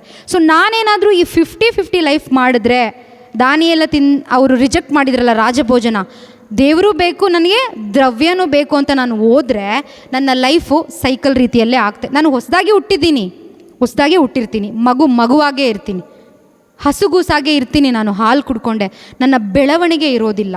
ಆ ನೀತಿವಂತಿಕೆ ನಮ್ಮನ್ನು ಬೆಳೆಸುತ್ತೆ, ಆ ಒಂದು ವಿಮೋಚನೆ ನಮ್ಮನ್ನು ಬೆಳೆಸುತ್ತೆ, ಆ ಒಂದು ಪಾವನತೆ, ಯೇಸುವಿನ ಜ್ಞಾನ ನಮ್ಮನ್ನು ಬೆಳೆಸುತ್ತೆ. Praise the Lord, praise the lord. So ನಮ್ಮ ಒಂದು ಕೆಲಸ ಏನಾಗಿರಬೇಕು ಗೊತ್ತಾ? ಪ್ರತಿ ದಿನವೂ ಈ ಒಂದು ನೀತಿವಂತಿಕೆನ ಶುಭ ಸಂದೇಶದ ಮುಖಾಂತರ ನಾನು ತುಂಬಿಸ್ಕೊಳ್ತಾನೆ ಇರಬೇಕು. ಈ ಒಂದು ನೋಡಿ, ನಾನು ಲಾಸ್ಟ್ ಟೈಮ್ ಬರುವಾಗ ನಾನು ವರ್ಷಿಪ್ಗೆ ಒಂದು ವಾಕ್ಯವನ್ನು ತಗೊಂಡಿದ್ದೆ. ಏನದು ಆಗಿತ್ತು ಅಂದರೆ, ನನ್ನನ್ನು ಬಯಸುವ ಜನರೇ ನನ್ನ ಬಳಿಗೆ ಬನ್ನಿ ನೀವು. ಹಾಗೆ ಅದು ವಾಕ್ಯ ಓದ್ತಾ ಅಲ್ಲಿ ಹೋಗುತ್ತೆ. ನನ್ನನ್ನು ಎಷ್ಟು ಭುಜಿಸಿದರೂ ಕೂಡ ನೀವಿನ್ನೂ ನನ್ನನ್ನು ಭುಜಿಸ್ಬೋದು, ನನ್ನನ್ನು ನೀವು ಎಷ್ಟು ಪಾನ ಮಾಡಿದರೂ ಕೂಡ ನಾನು ಇನ್ನೂ ನಿಮಗೆ ಸಿಗ್ತಾನೇ ಇರ್ತೀನಿ. ಸೊ ಈ ಒಂದು ಆಧ್ಯಾತ್ಮಿಕ ಜೀವನದಲ್ಲಿ ತಿನ್ನಲಿಕ್ಕೆ ಕುಡಿಲಿಕ್ಕೆ ನಮಗೆ ಒಂದು ಕೆಪಾಸಿಟಿ ಬೇಕು ಅಂತ ಏನಿಲ್ಲ. ದೇವ್ರು ನಮಗೆ ನಾವು ಎಷ್ಟೇ ತಿಂದರೂ ಎಷ್ಟೇ ಕುಡಿದ್ರು ಅದಕ್ಕಿಂತ ಮಿಗಿಲಾದ ಒಂದು ಕೆಪಾಸಿಟಿನ ನಮಗೆ ಕೊಟ್ಬಿಟ್ಟಿದ್ದಾರೆ. ಆದರೆ ನಾವು ಅದನ್ನು ತುಂಬಿಸ್ಕೊಳ್ತಾ ಇಲ್ಲ. ಈಗ ನೋಡಿ, ಒಂದು ಚಿಕ್ಕ ಜಗ್ಗಿಗೂ ಅಥವಾ ಒಂದು ದೊಡ್ಡ ಡ್ರಮ್ಗೂ ತುಂಬ ವ್ಯತ್ಯಾಸ ಇದೆಯಾ? ಈಗ ನಾವು ಲೋಕದಲ್ಲಿ ಒಂದು ಚಿಕ್ಕ ಮಗ್ ರೀತಿ ಅಷ್ಟೇ ತಿನ್ನೋಕ್ಕಾಗೋದು, ನಮ್ಮ ಕೈಯಲ್ಲಿ ಅಷ್ಟೇ ಕುಡಿಯೋಕ್ಕಾಗೋದು. ಆದರೆ ಈ ಒಂದು ಡ್ರಮ್ ಅನ್ನೋದು ಆಧ್ಯಾತ್ಮಿಕತೆ. ಅದರಲ್ಲಿ ಎಷ್ಟು ತುಂಬಿಸ್ಕೊಳ್ಬೋದು, ಎಷ್ಟು kg ಅನ್ನ ಆದರೂ ತುಂಬಿಸ್ಕೊಳ್ಬೋದು ಅಲ್ವಾ? ಡ್ರಮ್ ನಾನು ಒಂದು ಎಕ್ಸಾಂಪಲ್ ಹೇಳಿದ್ದು. ಆದರೆ ನಮಗೆ ಮಿತಿ ಇಲ್ಲ, ಎಷ್ಟು ಕುಡಿದ್ರು ಎಷ್ಟು ತಿಂದರೂ ಅವರು ನಮಗೆ ಸಿಗ್ತಾನೇ ಇರ್ತಾರೆ. ಬಟ್ ನಮ್ಮಲ್ಲಿ ಇದಕ್ಕೆ ಬೇಕಾಗಿರೋದು ಒಂದೇ, ಆಸೆ, ಆ ಒಂದು ಬಯಕೆ. ಮನಪೂರ್ವಕವಾಗಿ ನೀವು ನನ್ನನ್ನು ಹುಡುಕುವಾಗ ದೇವ್ರು ಹೇಳಿದ್ದಾರೆ, ನೀವು ನನ್ನನ್ನು ಏನು ಮಾಡ್ತೀರಿ? ಕಂಡುಕೊಳ್ತೀರಿ. ನಾವು ಹುಡುಕ್ತಾ ಇಲ್ಲ ಮನಪೂರ್ವಕವಾಗಿ. ಹಂಗಂತೇಳಿ ನಾವು ಹೊಸದಾಗಿ ಹುಟ್ಟಿಲ್ಲ ಅಂತಲ್ಲ, ನಾವು ಹೊಸದಾಗಿ ಹುಟ್ಟಿದ್ದೀವಿ. ಬಟ್ ನಮ್ಮ ಹುಡುಕಾಟ ಎಲ್ಲಿದೆ? ನಾವು ಯಾವ ರೀತಿ ಆಗಿಬಿಡ್ತೀವಿ ಗೊತ್ತಾ? ಸಮ್ಟೈಮ್ಸು ನಾವು ಇನ್ನೊಂದು 4 ಭೂಮಿಗಳನ್ನು ನೋಡಿದ್ದೀವಲ್ಲ. ಕಾಲ್ದಾರಿಯಲ್ಲಿ ಬಿದ್ದ ಬೀಜ, ಮಣ್ಣು ನೆಲದ ಮೇಲೆ ಬಿದ್ದ ಬೀಜ, ಮುಳ್ಳು ಕಳ್ಳಿಗಳಲ್ಲಿ ಬಿದ್ದ ಬೀಜ, ಮತ್ತು ಫಲವತ್ತಾದ ಭೂಮಿಯಲ್ಲಿ ಬಿದ್ದ ಬೀಜ. ನಾವು ಸಮ್ಟೈಮ್ಸ್ ಆ ಒಂದು ಕ್ಯಾಟಗರಿಗೆ ಬಂದುಬಿಡ್ತೀವಿ. ಏನಾಗ್ತೀವಿ? ವಾಕ್ಯವನ್ನು ಕೇಳ್ತೀವಿ, ವಾಕ್ಯವನ್ನು ಸ್ವೀಕಾರ ಮಾಡ್ತೀವಿ. ಈ ಲೋಕದಲ್ಲಿ ಕಷ್ಟ ಕೋಟಲೆಗಳು ಬಂದಾಗ, ಆಸೆ ಆಕಾಂಕ್ಷೆಗಳು ಬಂದಾಗ, ಈ ಲೋಕದ ದುರಿಚ್ಛೆಗಳು ನಮಗೆ ಬಂದಾಗ ಹೊಸದಾಗಿ ಹುಟ್ಟಿರ್ತೀವಿ. ಆದರೆ ರಾಜಭೋಜನವನ್ನು ನಾವು ತಿಂದುಬಿಡ್ತೀವಿ. Price the lord. ಆಗ ಮತ್ತೆ ನಮ್ಮ ಸೈಕಲ್ ಏನಾಗುತ್ತೆ? ರಿಪೀಟ್ ಆಗುತ್ತೆ. ಆ ನೀತಿವಂತಿಕೆ ಹಂಗೆ ಇರುತ್ತೆ, ಕೆಲಸ ಮಾಡೋಕ್ಕಾಗಲ್ಲ. ಆ ನೀತಿವಂತಿಕೆಯನ್ನು ಕೆಲಸ ಮಾಡಿಸೋರು ಯಾರು? ಪರಿಶುದ್ಧಾತ್ಮರು ಅಲ್ವಾ? ದೇವರನ್ನು ಬಿಟ್ಟು ನೀವು ದ್ರವ್ಯಕ್ಕೆ ಹೋಗುವಾಗ ಪರಿಶುದ್ಧಾತ್ಮರು ನಿಶ್ಚೇತನಗೊಂಡ್ರೆ ಅವ್ರ ಕೈಲಿ ಏನೂ ಮಾಡೋಕ್ಕಾಗಲ್ಲ. ಒಂದು ಎಕ್ಸಾಂಪಲ್ ಯಾವಾಗಲೂ ಬ್ರದರ್ ಶಿಜು ಅವರು ಹೇಳ್ತಾ ಇರ್ತಾರೆ. ಈಗ ನನ್ನ ಕತ್ತನ್ನ ಗಟ್ಟಿಯಾಗಿ ಅದನ್ನು ಹಿಡ್ಕೊಂಡ್ರೆ ನನ್ನ ಒಂದು ಗಂಟಲಿಂದ ಯಾವ ಸ್ವರನೂ ಬರಲ್ಲ, ಯಾವ ಮಾತು ಬರಲ್ಲ ಅಲ್ವಾ? ಇದನ್ನು ಫ್ರೀಯಾಗಿ ಬಿಡುವಾಗ ಮಾತ್ರ ನಾನು ಸರಾಗವಾಗಿ ಮಾತಾಡಲಿಕ್ಕೆ ಸಾಧ್ಯ. ನಾವೇನು ಮಾಡ್ತೀವಿ? ವಾಕ್ಯ ಕೇಳ್ತಾ ಇದ್ದೀನಿ, ರಿಟ್ರೀಟ್ಸ್ ಅಟೆಂಡ್ ಮಾಡ್ತಾ ಇದ್ದೀನಿ, ಪರ್ಸ್ನಲ್ ಪ್ರೇಯರ್ ಎಲ್ಲ ಮಾಡ್ತಾ ಇರ್ತೀವಿ. ಆದರೆ ಅದು ಶುಭ ಸಂದೇಶದ ಲೆಕ್ಕದಲ್ಲಿ ಮಾಡ್ತಾ ಇದ್ದೀವಾ? ಮಾಡಲ್ಲ. ಆವಾಗ ನಮ್ಮ ಲೈಫ್ 50-50 ಆಗುತ್ತೆ. ಒಂದು ರೀತಿ ಪರಿಶುದ್ಧಾತ್ಮರ ಕತ್ತನ್ನು ಗಟ್ಟಿಗೆ ಹಿಡ್ದಂಗೆ ನಮ್ಮ ಜೀವನ ಹೋಗ್ತಾ ಇರುತ್ತೆ.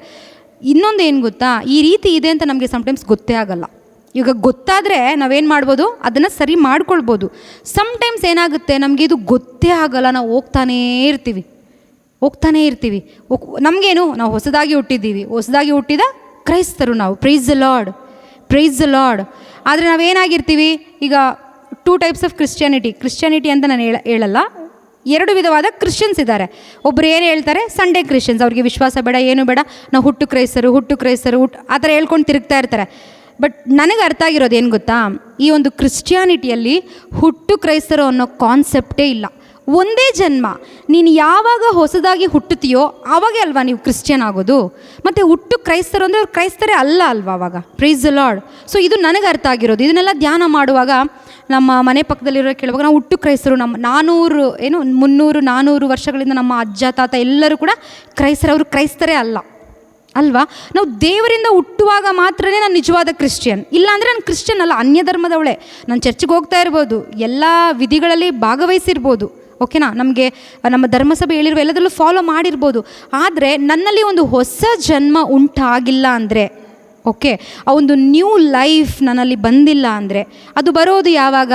ಆ ಶುಭ ಸಂದೇಶವನ್ನು ನನ್ನಲ್ಲಿ ಎಕ್ಸೆಪ್ಟ್ ಮಾಡಿದಾಗ, ಆ ಒಂದು ರೈಚಸ್ನೆಸ್ ಆಫ್ ಗಾಡ್ನ ನಾನು ಪಡೆದಾಗ, ನನ್ನ ಒಳಗಡೆ ಆ ಪಾವನತೆ ನೀತಿವಂತಿಕೆ ಬಂದಾಗ ಮಾತ್ರನೇ ನಾನು ನಿಜವಾದ ಕ್ರಿಶ್ಚಿಯನ್. ಸೊ ಈ ಲೈಫ್ ನಮಗೆ ಆಗಿ ಈ ಒಂದು ಸೈಕಲ್ ಏನಾಗ್ತಾ ಇರುತ್ತೆ? ರಿಪೀಟ್ ಆಗ್ತಾನೆ ಇರುತ್ತೆ. ಇದನ್ನು ನಾವು ಮಾಡಬಾರ್ದು. ಸೊ ನಾವೇನು ಮಾಡಬೇಕು? ಇನ್ನು ಮುಂದೆ ಈ ಒಂದು ಸೈಕಲ್ ನನ್ನ ಜೀವನದಲ್ಲಿ ರಿಪೀಟ್ ಆಗಬಾರ್ದು. ನಾನೊಂದು ಫ್ಲೋ ಅಲ್ಲಿ ಹೋಗಬೇಕು. ಫ್ಲೋ ಅಂತ ಹೇಳುವಾಗ ಏಸು ಕ್ರಿಸ್ತರ flow. Praise the Lord. Praise the Lord. ಒಂದು ಯೇಸು ಕ್ರಿಸ್ತರ ಫ್ಲೋ ಅಲ್ಲಿ ನನ್ನ ಹೋಪ್ ಆಫ್ ಗ್ಲೋರಿನ ನನ್ನ ಕಣ್ಣ ಮುಂದೆ ಇಟ್ಕೊಂಡು ನಾನು ಹಾಗೇ ಹೋಗ್ತಾನೆ ಇರಬೇಕು ಅಂತ ಹೇಳಿದರೆ ನನ್ನಲ್ಲಿ ಆಸೆ ಬರಬೇಕು. ದೇವರೇ, ಆ ನೀತಿವಂತಿಕೆಯಿಂದ ನನ್ನನ್ನು ತುಂಬಿಸಿ ಅಪ್ಪ. ಆ ಪಾವನತೆ ನನಗೆ ಅರ್ಥ ಆಗಬೇಕು. ದೇವರು ತುಂಬಿಸಿದ್ದಾರೆ, ಬಟ್ ನನಗೆ ಅರ್ಥ ಆಗ್ತಾ ಇಲ್ಲ. ಯಾಕೆಂದರೆ ನಾನು ವರ್ಕ್ ಮಾಡ್ತಾ ಇಲ್ಲ. ನಾನು ಮತ್ತು ನನ್ನ ಯೇಸು, ನಮಗೆ ಸಮ್ಟೈಮ್ಸ್ ಯಾವ ರೀತಿ ಸಿಚುವೇಶನ್ಗೆ ನಾವು ಬರ್ತೀವಿ ಅಂದರೆ ಮನುಷ್ಯರನ್ನು ಮೆಚ್ಚಿಸ್ತೀವಿ, ದೇವರನ್ನು ಕೂಡ ಮೆಚ್ಚಿಸ್ತೀವಿ. ಆಗ ಅಲ್ಲಿ ಸೈತಾನನಿಗೂ ಲಾಭ. ದೇವ್ರು ಯಾವ ರೀತಿ ಅದಾಗುತ್ತೆ ಹೇಳಿ? ಲೋಕದೊಡನೆ ಗೆಳೆತನ, ದೇವರೊಡನೆ ಹಗೆತನ. ದೇವರೊಡನೆ ಹಗೆತನ ಇಟ್ಕೊಂಡು ನೀತಿವಂತಿಕೆಯನ್ನು ಯಾವ ರೀತಿಯಲ್ಲಿ ಅನುಭವಿಸೋದು ನಾವು? ಅದಕ್ಕೆ ನಮ್ಮ ಜೀವನದಲ್ಲಿ ಕೆಲವೊಂದು ಏರಿಯಾಗಳಿಂದ ನಾವು ಹೊರಗಡೆ ಬರೋಕ್ಕಾಗ್ತಾನೆ ಇಲ್ಲ. ಒಳಗಡೆ ನೀತಿ ಇಲ್ಲ, ಆ ಸತ್ಯತೆಗಳಿಂದ ನಾವು ತುಂಬಿಲ್ಲ, ಆ ಪಾವನತೆ ಇಲ್ಲ ನಮ್ಮಲ್ಲಿ. Price the Lord, praise the Lord, hallelujah. So ನಮ್ಮ ಸ್ವಾರ್ಥಭರಿತವಾದ ಜೀವನದಿಂದ ನನಗೆ ಬರಲಿಕ್ಕೆ ಆಗ್ತಾ ಇಲ್ಲ. ದೇವ್ರು ಹೇಳ್ತಾರೆ ಸುವರ್ಣ ಸೂತ್ರ. ಯಾರಾದರೂ ಹೇಳ್ತೀರಾ ಬೈಬಲಲ್ಲಿರುವ ಸುವರ್ಣ ಸೂತ್ರ? ನಿನ್ನನ್ನು ನೀನು ಯಾವ ರೀತಿಯಲ್ಲಿ ಟ್ರೀಟ್ ಮಾಡ್ತೀಯೋ, ಅಂದರೆ ಯಾವ ರೀತಿ ನೀನು ಇರಬೇಕು ಅಂತ ಅಂದ್ಕೊಳ್ತೀಯೋ, ಅದೇ ರೀತಿ ನೀನು ಬೇರೆಯವ್ರನ್ನ ಏನು ಮಾಡು. ಇದೇ ಕಂಪ್ಲೀಟ್ ಬೈಬಲ್ನ ಸಾರಾಂಶ. ಇದು ನಮ್ಮ ಕೈಲಿ ಮಾಡೋಕ್ಕಾಗ್ತಾ ಇದೆಯಾ? ತುಂಬ ಕಷ್ಟ ಅಲ್ವಾ? ಆದರೆ ಆಗುತ್ತೆ. ಕಷ್ಟ, ಬಟ್ ಸಾಧ್ಯ. ಕಷ್ಟ ಸಾಧ್ಯ ಯಾವುದರಿಂದ? ದೇವರ ನೀತಿವಂತಿಕೆಯಿಂದ, ಆ ಶುಭ ಸಂದೇಶದಿಂದ ಸಾಧ್ಯ. Price the Lord, praise the lord. ನಮಗೆ ಅಕ್ಸೆಪ್ಟ್ ಮಾಡೋಕ್ಕಾಗುತ್ತೆ, ಕಷ್ಟ ಬಟ್ ಸಾಧ್ಯ. ಪ್ರೀತಿ ಮಾಡೋಕ್ಕಾಗುತ್ತೆ, ಕಷ್ಟ ಬಟ್ ಸಾಧ್ಯ. ಪ್ರೈಸ್ ದ ಲಾರ್ಡ್ ಅಲ್ವಾ? ಬಟ್ ಇದನ್ನು ನಮ್ಮ ಕೈಲಿ ಮಾಡೋಕ್ಕಾಗ್ತಿಲ್ಲ. ವಿ ಆರ್ ಸ್ಟ್ರಗ್ಲಿಂಗ್ ಬಿಕಾಸ್ ಯಾಕೆ? ಆ ಶುಭ ಸಂದೇಶ, ಆ ನೀತಿವಂತಿಕೆ ನಮ್ಮಲ್ಲಿ ಇನ್ನೂ ಪ್ರಕಟಣೆ ಆಗಿಲ್ಲ. May be step by step ಆಗ್ತಾ ಇರ್ಬೋದೇನೋ, ನನಗೆ ಗೊತ್ತಿಲ್ಲ. ಬಟ್ ಇನ್ನೂ ಯಾರಲ್ಲಿ ಆ ಒಂದು ಪ್ರಕಟಣೆ ಇನ್ನೂ ಆಗಿಲ್ವೋ, ಅಥವಾ ಸಮ್ಟೈಮ್ಸ್ ನಾವು ಪ್ರಕಟಣೆ ಆಗಿದೆ ಅನ್ನೋ ಒಂದು ಟ್ರಾನ್ಸಲ್ಲಿ ಕೂಡ ನಾವು ಜೀವಿಸ್ತಾ ಇರ್ತೀವಿ. ಮೋಸ ಹೋಗಬೇಡಿ. Price the lord. ಸೊ ಯಾಕೆ ಅಂದರೆ ನಾವು ಯಾವ ರೀತಿ ನಮಗೆ ಸೈತಾನ ನಮ್ಮನ್ನು ವಂಚಿಸ್ತಾನೆ ಅಂತ ಹೇಳಿದ್ರೆ, ಈಗ ಸುಮಾರು ಜನನ ಅದೇ ರೀತಿಯಲ್ಲಿ ವಂಚಿಸಿದ್ದಾನೆ. ಈ ಧಾರ್ಮಿಕ ರೀತಿ ನೀತಿಗಳನ್ನು ನಮ್ಮ ಜೀವನದಲ್ಲಿ ತಗೊಂಡು ಬಂದು ವಂಚಿಸ್ತಾನೆ. ನಮ್ಗೆ ಅವಾಗ ಅನಿಸೋದೇ ಇಲ್ಲ ನಾವು we are falling apart from the word of god ಅಂತ ನಮ್ಗೆ ಅನಿಸಲ್ಲ. ಓಕೆ, ನಾವು ಹೋಗ್ತಾ ಇದ್ದೀವಲ್ವಾ, ಇವಾಗ ಎಲ್ಲ ನಮ್ಮನ್ನ ಆಶೀರ್ವಾದಗಳಿಂದ ದೇವರು ತುಂಬಿಸಿದ್ದಾರೆ. ಆದರೆ ಯಾರು ಕೂಡ ಆಧ್ಯಾತ್ಮಿಕ ಆಶೀರ್ವಾದಗಳ ಬಗ್ಗೆ ತಲೆ ಕೆಡಿಸ್ಕೊಳ್ಳಲ್ಲ. ಆಶೀರ್ವಾದ ಅಂತಂದ್ರೇನು? ಕಾರಿದೆ, ಮನೆ ಇದೆ, ಒಳ್ಳೆ ಆರೋಗ್ಯ ಇದೆ, ಒಳ್ಳೆ ಗಂಡ, ಒಳ್ಳೆ ಹೆಂಡತಿ, ಒಳ್ಳೆ ಎಜುಕೇಷನ್, ಒಳ್ಳೆ ದುಡ್ಡು, ಏನಕ್ಕೂ ಕಡಿಮೆ ಇಲ್ಲ, ಇದೇ ಆಶೀರ್ವಾದ. ಬಟ್ ನಾವು ಯಾರೂ ಕೂಡ ದೇವರು ಇಟ್ಟಿದ್ದಾರಲ್ವ ಆಧ್ಯಾತ್ಮಿಕ ಆಶೀರ್ವಾದಗಳು, ಆ ಒಂದು ಗ್ರೇಸ್, ಆ ಒಂದು ಕೃಪೆಯಲ್ಲಿ ಜೀವಿಸೋದು, ಆ ಒಂದು ನೀತಿವಂತಿಕೆಯಲ್ಲಿ ಜೀವಿಸೋದು, ಆ ಒಂದು ಪಾವನತೆಯಲ್ಲಿ ಜೀವಿಸೋದು, ಇದೆಲ್ಲವನ್ನು ಕೂಡ ನಾವು ಯೋಚನೆ ಮಾಡೋಕ್ಕೆ ಹೋಗಲ್ಲ. ಸೊ ಈ ರೀತಿ ಸೈತಾನ ಏನು ಮಾಡ್ತಾನೆ? ನಮ್ಮನ್ನು ವಂಚಿಸ್ಬಿಡ್ತಾನೆ.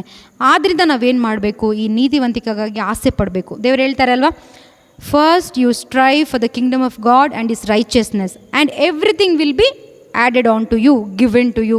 What should I do? ಅದಕ್ಕೆ I have to strive for the kingdom of God. ಆ ದೇವರ ರಾಜ್ಯಕ್ಕಾಗಿ, ಅವರ ನೀತಿವಂತಿಕೆಗಾಗಿ ನಾನು ತವಕ ಪಡೋದು ಮಾತ್ರ ಅಲ್ಲ, ಬರೀ ಕೇಳಿಸ್ಕೊಳ್ಳೋದು ಮಾತ್ರ ಅಲ್ಲ, ಅದಕ್ಕಾಗಿ ನಾನು ವರ್ಕ್ ಮಾಡಬೇಕು. Price the Lord, praise the lord. ಈಗ ಯೇಸುವಿನ ಜೀವನವನ್ನು ನಾನು ತೆಗೆದುಕೊಳ್ಳುವಾಗ, ಯೇಸು ನಮ್ಮಂತೆ ಇದ್ದರೆ, ನಮ್ಮಂತೆ ದೇಹ, ನಮ್ಮಂತೆ ರಕ್ತ, ನಮ್ಮಂತೆ ಮಾಂಸಧಾರಿಯಾಗಿ ಬಂದರು ಈ ಒಂದು ಲೋಕಕ್ಕೆ. ಯಾರಿಗೋಸ್ಕರ? ಅದು ಕೂಡ ನನಗೋಸ್ಕರನೇ. ದೇವರಿಗೂ ಎಲ್ಲ ರೀತಿಯ ಕಷ್ಟ ಸಂಕಟಗಳು ಬಂತ, ಅವರ ವಿಶ್ವಾಸ ಪರೀಕ್ಷೆ ಆಯಿತಾ, ಅವಮಾನಗಳು ಬಂತ. ಬಟ್ ಎಲ್ಲೂ ಕೂಡ ಅವರು ಆ ನೀತಿವಂತಿಕೆನ ಏನು ಮಾಡಿಲ್ಲ, ಕಳ್ಕೊಂಡಿಲ್ಲ. ಬಿಕಾಸ್ ಅವ್ರಿಗೆ ಗೊತ್ತು, ಅವರ ಫೋಕಸ್ ಒಂದೇ. ಯಾರಾಗಿದ್ದರು? ಸ್ವರ್ಗ ಸಾಮ್ರಾಜ್ಯ, ತಂದೆ ದೇವರು. ಆ ತಂದೆ ದೇವರ ಚಿತ್ತವನ್ನು ನೆರವೇರಿಸೋದೇ ನನಗೆ ಊಟ, ನನಗೆ ಆಹಾರ, ನಂದು ಎಲ್ಲನೂ ಆ ತಂದೆ ದೇವರ ಚಿತ್ತವನ್ನು ನೆರವೇರಿಸೋದೇ ಆಗಿತ್ತು. ಅದೇ ರೀತಿಯಲ್ಲಿ ಆ ರೀತಿ ಒಂದು ಫೋಕಸ್ ಅವರಿಗೆ ಆಸೆ ಇತ್ತು. ಇನ್ನೂ ಹೇಳಬೇಕಾದ್ರೆ ಆ ತಂದೆ ದೇವರ ಮೇಲೆ ಅವರಿಗೆ ಅಷ್ಟು ಅಪಾರವಾದ ಪ್ರೀತಿ. ಅದೇ ನಾವು ಯೆಶಾಯನ ಗ್ರಂಥದಲ್ಲಿ ನೋಡ್ತೀವಿ, ಬಿಟ್ಟಿದ್ದೇನು ನಿನ್ನ ನಾನು ಕ್ಷಣ ಮಾತ್ರವೇ ಅಲ್ವಾ. ನೆಕ್ಸ್ಟು ಬಿಟ್ಟಿದ್ದೇನು, ಪ್ರೀತಿಯಿಂದ ಶಾಶ್ವತೆಗೆ ಆ ಒಂದು ನನ್ನ ಒಪ್ಪಂದ ಮಾಡ್ಕೊಂಡಿದ್ದೀವಿ. ನೋಡಿ, ಅಷ್ಟು ಪ್ರೀತಿ ತಂದೆ ದೇವರ ಮೇಲೆ. ಯಾರಿಗೆ? ಯೇಸುವಿಗೆ. ಅವ್ರು ಎಲ್ಲವೂ ಕೂಡ ತಂದೆ ದೇವರೇ ಆಗಿದ್ದರು. ಅವ್ರಿಗೆ ಬೇರೆ ಏನೂ ಇಲ್ಲ ಅವ್ರ ತಲೆಯಲ್ಲಿ. ಸೊ ನಾವು ಯಾವಾಗ ನನಗೆಲ್ಲವೂ ಶುಭ ಸಂದೇಶನೇ, ನನ್ನ ಫೋಕಸ್ ಜೀಸಸ್ಸೇ, ಆ ಹೋಪ್ ಆಫ್ ಗ್ಲೋರಿ ಇದ್ದಾರೆ ನನ್ನ ಕಣ್ಮುಂದೆ ಅಂತ ನಮಗೆ ನಿಜವಾದ ಒಳಗಡೆ ಒಂದು ಏನು ಹೇಳ್ತಾರೆ ಅದನ್ನು, ಆ ಒಂದು ಅನುಭವ ಆಗಿ ಆ ಪ್ರಕಟಣೆ ನಮಗೆ ಉಂಟಾಗುತ್ತೋ. ನಿಮ್ಮ ಪ್ರಾರ್ಥನೆ ಒಂದೇ ಆಗಿರಲಿ ಪ್ರಿಯರೇ, ಬೇರೆ ಏನೂ ಬೇಡ. ಯಾವ ಲೋಕದ ಆಶೀರ್ವಾದಗಳು ಬೇಡ. ಇವಾಗ ನಮಗಿರೋ ಆಶೀರ್ವಾದಗಳು ಸಾಕು. ಊಟ ಇದೆಯಾ ನಮಗೆ ಅಲ್ವಾ, ಇರೋಕ್ಕೆ ಮನೆ ಇದೆಯಾ, ನಮ್ಮ ಎಲ್ಲ ಖರ್ಚಿಗೆ ದುಡ್ಡಿದೆಯಾ, ಓಡಾಡೋಕ್ಕೆ ಗಾಡಿ ಇದೆಯಾ, ಸಾಕಲ್ವಾ ಅಲ್ವಾ. ಸೊ ಇಷ್ಟು ಸಾಕು ನಮಗೆ, ಬೇರೆ ಏನೂ ಕೇಳೋದು ಬೇಡ. ನಮ್ಮದು ಒಂದೇ ಪ್ರಾರ್ಥನೆ ಆಗಿರಬೇಕು, ನಮ್ಮದು ಒಂದೇ ಆಸೆ ಆಗಿರಬೇಕು, ದೇವರೇ ನೀವು ನನ್ನಲ್ಲಿ ಪ್ರಕಟಣೆ ಆಗಬೇಕು. ಆ ಪ್ರಕಟಣೆ ಬೇಕು. ನೀವು ಕೇಳುವವರಿಗೆ ದೇವರು ಏನು ಹೇಳಿದ್ದಾರೆ? ಕೇಳಿರಿ ನಿಮಗೆ ಕೊಡಲಾಗುತ್ತೆ. ದೇವರೇ ಹೇಳಿದ್ದಾರೆ. ನಾವು ಕೇಳ್ತಾ ಇಲ್ಲ ಅಥವಾ ಸರಿಯಾಗಿ ಕೇಳ್ತಾ ಇಲ್ವೇನೋ. ಕೇಳ್ತಾ ಇರಲ್ಲ, ಎರಡು ಪಾಸಿಬಿಲಿಟಿ ಇರುತ್ತೆ. ಕೇಳ್ತಾ ಇಲ್ಲ ಅಥವಾ ಸರಿಯಾಗಿ ಕೇಳ್ತಾ ಇಲ್ಲ. ನಿಜವಾಗ್ಲೂ ಯಾವ ರೀತಿ ಕೇಳಬೇಕು ಅದನ್ನು ಕೇಳ್ತಾರೆ. ಇದೆರಡೇ ಪಾಸಿಬಿಲಿಟಿ ಆಗಿರುತ್ತೆ. ನೀವು ನೋಡಿ, ಮನೆಗೆ ಹೋಗಿ ಯೋಚನೆ ಮಾಡಿ, ಆ ಒಂದು ಸೈಕಲಲ್ಲೇ ನಾವು ರಿಪೀಟಾಗಿ ಜೀವಿಸ್ಬೇಕಾ? ಏನಾಗೋದು? ಪಾಪ ಮಾಡೋದು, ರಿಪೆಂಟ್ ಆಗೋದು, ವಾಪಸ್ ಬರೋದು, ಮತ್ತೆ ಈ ಲೋಕಕ್ಕೆ ಹೋಗ್ತೀವಿ. ಈ ಲೋಕ ಎಲ್ಲ ಪಾಪ ತುಂಬಿದ ಲೋಕ, ಇಲ್ಲಿ ಯಾರು ದೇವದೂತರಿಲ್ಲ ನಮ್ಮ ಜೊತೆ ಅಲ್ವಾ? ಸೊ ಮತ್ತೆ ಅದೇ ಹೋಗ್ಬೇಕಾ? ಅಥವಾ ಆ ಸೈಕಲಲ್ಲಿ ಆ ಒಂದು ಶೋಧನೆ ಬರುವಾಗ ನಾನು ಜಯಿಸಿ ಆ ನೀತಿವಂತಿಕೆಯಿಂದ ಮುಂದಕ್ಕೆ ಮೂವ್ ಆಗಬೇಕಾ? ಆ ಪರಿಶುದ್ಧಾತ್ಮರಿಂದ ನಾನು ಉತ್ತೇಜನ ಪಡೆದು ಇವಾಗ ನಾವೇನು ಈ ಒಂದು ಆಟ ಆಡ್ತಾ ಇದ್ದೀವಿ ಒಂದು ಪ್ರಪಂಚದಲ್ಲಿ ಅಲ್ವಾ? ಯುದ್ಧ ಯಾರ್ಯಾರಿಗೆ? ನನಗೆ, ಸೈತಾನನಿಗೆ ಅಲ್ವಾ? ನನಗೆ ನಿನ್ನೆ ಎಫೆಷಿಯನ್ಸ್ ಆ ಒಂದು ಬೈಬಲ್ ಸ್ಟಡಿಯನ್ನು ಮಾಡಬೇಕಾದ್ರೆ ಬ್ರದರ್ ಹೇಳ್ತಾಯಿದ್ರು, 6ನೇ ಅಧ್ಯಾಯದಲ್ಲಿದೆ ಅದು. ಸೊ ನಮ್ಮ ಒಂದು ಯುದ್ಧ ಯಾರ ಮೇಲೆ? ಈ ಲೋಕದ ಆಧಿಪತ್ಯದ ಮೇಲೆ. ಯಾವ ನನ್ನ ಯುದ್ಧ ರೋಹನ್ ಮೇಲೆ ಅಲ್ಲ ಅಲ್ವಾ? ನನ್ನ ಯುದ್ಧ ಗ್ಲೆನ್ ಮೇಲೆ ಅಲ್ಲ. ನಾವು ಮಾಡೋದು ಯಾರ ಮೇಲೆ ಯುದ್ಧ? ರೋಹನ್ ಮೇಲೆ, ಗ್ಲೆನ್ ಮೇಲೆ, ಮನು ಮೇಲೆ, ಲೀನಾ ಆಂಟಿ ಮೇಲೆ. ಹಂಗೆ ಅಲ್ವಾ ನಾವು ಮಾಡೋದು? ನಾವು ಒಂದು ಕ್ಷಣ ಯೋಚನೆ ಮಾಡಲ್ಲ, ನನ್ನ ಯುದ್ಧ ಇವ್ರ ಮೇಲೆ ಅಲ್ಲ. ನಾವು ಯುದ್ಧ ಮಾಡಿ ನಾವೇನು ಮಾಡ್ತೀವಿ? ದ್ವೇಷ ಕಟ್ಕೊಳ್ತೀವಿ. ಅವ್ರು ಏನಾದರೂ ಒಂದು ಮಾತಂದರೆ ಸಹಿಸ್ಕೊಳ್ಳಲ್ಲ. ಬಟ್ ನಮಗೆ ಅರ್ಥನೇ ಆಗಲ್ಲ, ಆ ಮಾತಾಡ್ತಾ ಇರೋದು ರೋಹನ್ ಅಲ್ಲ, ಅದ್ರ ಮುಖಾಂತರ ಇರುವಂಥ ಒಂದು ದುಷ್ಟ ಶಕ್ತಿ. ಈಗ ಒಂದು ಮಾತು ನನ್ನನ್ನು ಕುಗ್ಗಿಸ್ಲಿಕ್ಕೆ ಸಾಧ್ಯನೋ ಇಲ್ವೋ? ನಾವೇನು ಮಾಡ್ತೀವಿ? ಯೋಚನೆ ಮಾಡಲ್ಲ, ಆ ಮಾತನ್ನ ಹಾಗೇ ರಿಸೀವ್ ಮಾಡಿಬಿಡ್ತೀವಿ. ನಮ್ಮೊಳಗಡೆ ನೀತಿವಂತಿಕೆ ಅನ್ನೋದಿದ್ದರೆ, ಸ್ಟ್ರಾಂಗ್ ಆಗಿದ್ದರೆ, ಅದನ್ನು ರಿಸೀವ್ ಮಾಡಿದ್ರೂ ಇಮ್ಮಿಡಿಯೇಟ್ ಉತ್ತೇಜನ ಕೊಡೋಕ್ಕೆ ಯಾರಿದ್ದಾರೆ? ನಮ್ಮ ಕೋಚ್ ಹೋಲಿ ಸ್ಪಿರಿಟ್ ಇರ್ತಾರೆ. ಅವ್ರು ನಮಗೆ ಉತ್ತೇಜನ ಕೊಟ್ಟು ಅದು ನಮ್ಮ ಹೃದಯ ಸೇರದ ಹಾಗೆ ಅಲ್ಲೇ ಕಟ್ ಮಾಡಿ ಬಿಸಾಕ್ತಾರೆ. ಆ ನೀತಿವಂತಿಕೆನ ನಾವೇನು ಮಾಡಬೇಕು? ತುಂಬಿಸ್ಕೊಳ್ಬೇಕು. ನಾನು ಹೇಳ್ದಂಗೆ ಎಷ್ಟೇ ತುಂಬಿಸ್ಕೊಂಡ್ರು ಇನ್ನೂ ಏನೋ ಇರುತ್ತೆ ತುಂಬಿಸ್ಕೊಳ್ಳೋಕ್ಕೆ. Praise the Lord, hallelujah. ಯೇಸುವೆ ಸ್ತೋತ್ರ, ಯೇಸುವೆ ವಂದನೆ. ಸೊ ಯೇಸುವೆ ಆರಾಧನೆ. ಸೊ ಪ್ರಿಯರೇ, ದೇವ್ರು ನಮಗೆ ಹೇಳ್ತಾ ಇದ್ದಾರೆ, ನೀವು ಈ ಸೈಕಲಲ್ಲಿ ಜೀವನ ಮಾಡಬೇಡಿ. ನೀವು ಹೊಸದಾಗಿ ಹುಟ್ಟಿದ್ದೀರಾ, ನನಗೆ ಖುಷಿ ಇದೆ. ಯಾವಾಗಲೂ ಹಾಲು ಕುಡ್ಕೊಂಡೇ ಇರಬೇಡಿ. ಮಕ್ಕಳಿಗೆ ನಾವು ಹಾಲು ಕೊಟ್ಟಂಗೆ ನೀವು ಕೂಡ ಆ ಒಂದು ಸಾಲಿಡ್ ಫುಡ್ನ ತಿನ್ನೋರು ಆಗಬೇಕು. ಅದನ್ನು ಆಗಬೇಕಾದ್ರೆ ನಿಮ್ಮಲ್ಲಿ ಈ ಶುಭ ಸಂದೇಶ, ಆ ಪ್ರಕಟಣೆ ಉಂಟಾಗಿ ಆ ನೀತಿವಂತಿಕೆಯಲ್ಲಿ ನೀವು ನಡೆಸಲ್ಪಡಬೇಕು ಅಂತ ದೇವ್ರು ನಮ್ಗೆ ಹೇಳ್ತಿದ್ದಾರೆ. ಸೊ ನಾವು ಪ್ರಾರ್ಥನೆ ಮಾಡೋಣ, ನಮ್ಮ ಕಣ್ಗಳನ್ನು ಮುಚ್ಚಿ. ಅಪ್ಪ ಪ್ರೀತಿಮಯನಾದ ದೇವ, ನೀವು ಒಳ್ಳೆಯವರು ಅಪ್ಪ. ನಿಮ್ಮ ಪ್ರೀತಿ ಶಾಶ್ವತವಾದದ್ದು ದೇವ. ಹೆತ್ತ ತಾಯಿ ಮರೆತರು ನಾನು ನಿಮ್ಮನ್ನು ಮರೆಯುವುದಿಲ್ಲ ಎಂದು ಹೇಳಿದ್ದೀರಿ. ನೀವು ತೂಕಡಿಸದೆ ನಿದ್ರಿಸದೆ ನಮ್ಮನ್ನು ಸದಾ ಕಾಯುವ ದೇವರಾಗಿದ್ದೀರಿ. ಏಕೆಂದರೆ ನೀವು ನಮ್ಮನ್ನು ಪ್ರಾಣ ಕೊಡುವಷ್ಟು ಪ್ರೀತಿ ಮಾಡಿದ್ದೀರಿ ಅಪ್ಪ. ಅದಕ್ಕಾಗಿ ನಿಮಗೆ ಕೋಟಿ ಸ್ತೋತ್ರ ದೇವ. ನೀವು ನುಡಿದ ಒಂದೊಂದು ವಚನಕ್ಕಾಗಿ ನಿಮಗೆ ಕೃತಜ್ಞತೆಯನ್ನು ಸಲ್ಲಿಸ್ತಾ ಇದ್ದೇವೆ ದೇವ. ಯಾವ ರೀತಿಯಲ್ಲಿ ನಮ್ಮ ವಿಶ್ವಾಸ ಜೀವನವನ್ನು ನಾವು ಬಲಪಡಿಸಿಕೊಳ್ಬೇಕು ಅಂತ ಹೇಳಿ ದೇವ, ನಿಮ್ಮ ವಚನದ ಮುಖಾಂತರ ನೀವು ವೈಯಕ್ತಿಕವಾಗಿ ನಮ್ಮಲ್ಲಿ ಮಾತನಾಡಿದ್ದೀರಿ ಅಪ್ಪ. ಅದಕ್ಕಾಗಿ ನಿಮಗೆ ಕೋಟಿ ಸ್ತೋತ್ರ ದೇವ. ನಿಮ್ಮ ನೀತಿವಂತಿಕೆಯನ್ನು ನಾವು ತುಂಬಿಸಿಕೊಳ್ಳುವಂತೆ, ಆ ಶುಭ ಸಂದೇಶವನ್ನು ದೇವ ನಾವು ಸರಿಯಾಗಿ ಅರ್ಥ ಮಾಡಿಕೊಳ್ಳುವಂತೆ, ಆ ಶುಭ ಸಂದೇಶಕ್ಕಾಗಿ ನಾವು ಜೀವಿಸುವಂತೆ ಪರಿಶುದ್ಧಾತ್ಮರೇ ನಮ್ಮನ್ನು ಬಲಪಡಿಸಿರಿ, ನಮ್ಮನ್ನು ಶಕ್ತಿಪಡಿಸಿರಿ, ನಮಗೆ ಆ ಜ್ಞಾನವನ್ನು ಕೊಡಿರಿ ಅಪ್ಪ. ನಿಮ್ಮ ಶುಭ ಸಂದೇಶದಲ್ಲಿರೋ ಪ್ರಕಟಣೆಯನ್ನು ಅರ್ಥ ಮಾಡಿಕೊಳ್ಳುವುದಕ್ಕೆ, ನಿಮ್ಮನ್ನೇ ಅರ್ಥ ಮಾಡಿಕೊಳ್ಳುವುದಕ್ಕೆ ನಮಗೆ ಬೇಕಾದ ಜ್ಞಾನ ನಮ್ಮಲ್ಲಿ ಉಂಟಾಗಲಿ ದೇವ. ನೀವು ಹೇಳಿದ್ದೀರಿ, ನೀವು ನುಡಿದಿದ್ದೀರಿ, ಕಪಟಾತ್ಮನ ಆ ಒಂದು ಹೃದಯದಲ್ಲಿ ಈ ಒಂದು ಜ್ಞಾನ ಎಂಟರ್ ಆಗಲಿಕ್ಕೆ ಆಗಲ್ಲ ಅಂತ. ಈ ಸಮಯದಲ್ಲಿ ದೇವ, ನಮ್ಮಲ್ಲಿ ಆ ಕಪಟಾತ್ಮ ಇದೆ, ನಾವು ಒಪ್ಪಿಕೊಳ್ತಾ ಇದ್ದೇವೆ ನಿಮ್ಮ ಮುಂದೆ. ನಾವು ಪಶ್ಚಾತ್ತಾಪ ಪಡ್ತಾ ಇದ್ದೇವೆ. ಆ ಪ್ರಕಟಣೆ ಉಂಟಾಗಲಿಕ್ಕೆ ಅಡ್ಡಿಯಾಗಿರುವಂಥ ಈ ಕಪಟ ಆತ್ಮ ನಮ್ಮ ಒಬ್ಬೊಬ್ಬರಿಂದ ಕೂಡ ದೇವ ತೊಲಗಿ ಹೋಗಲಿ, ನಿರ್ಮೂಲವಾಗಲಿ ಅಪ್ಪ. ಸಂಪೂರ್ಣವಾಗಿ ತೆಗೆದು ಹಾಕಲ್ಪಡಲಿ. ಆ ಒಂದು ನಿರ್ಮಲ ಹೃದಯ ನಮಗೆ ಉಂಟಾಗಲಿ. ನಿರ್ಮಲ ಹೃದಯಗಳು ಭಾಗ್ಯವಂತರು ಅಂತ ನೀವು ಹೇಳಿದ್ದೀರಿ. ಆ ಕಪಟ ಹೃದಯ ಹೋಗಿ ಆ ಒಂದು ನಿರ್ಮಲ ಹೃದಯ ಒಬ್ಬೊಬ್ಬರಲ್ಲಿ ಉಂಟಾಗಲಿ. ಆ ಶುಭ ಸಂದೇಶ ಇನ್ನೂ ಹೆಚ್ಚಾಗಿ ಪ್ರಕಟಣೆಯಾಗಲಿ ಎಂದು ಯೇಸು ಕ್ರಿಸ್ತರ ಅತೀ ಉನ್ನತವಾದ ನಾಮದಲ್ಲಿ ಪ್ರಾರ್ಥಿಸ್ತಾ ಇದ್ದೇವೆ ಜೀವವುಳ್ಳ ತಂದೆಯೇ, ಆಮೇನ್. Price the lord.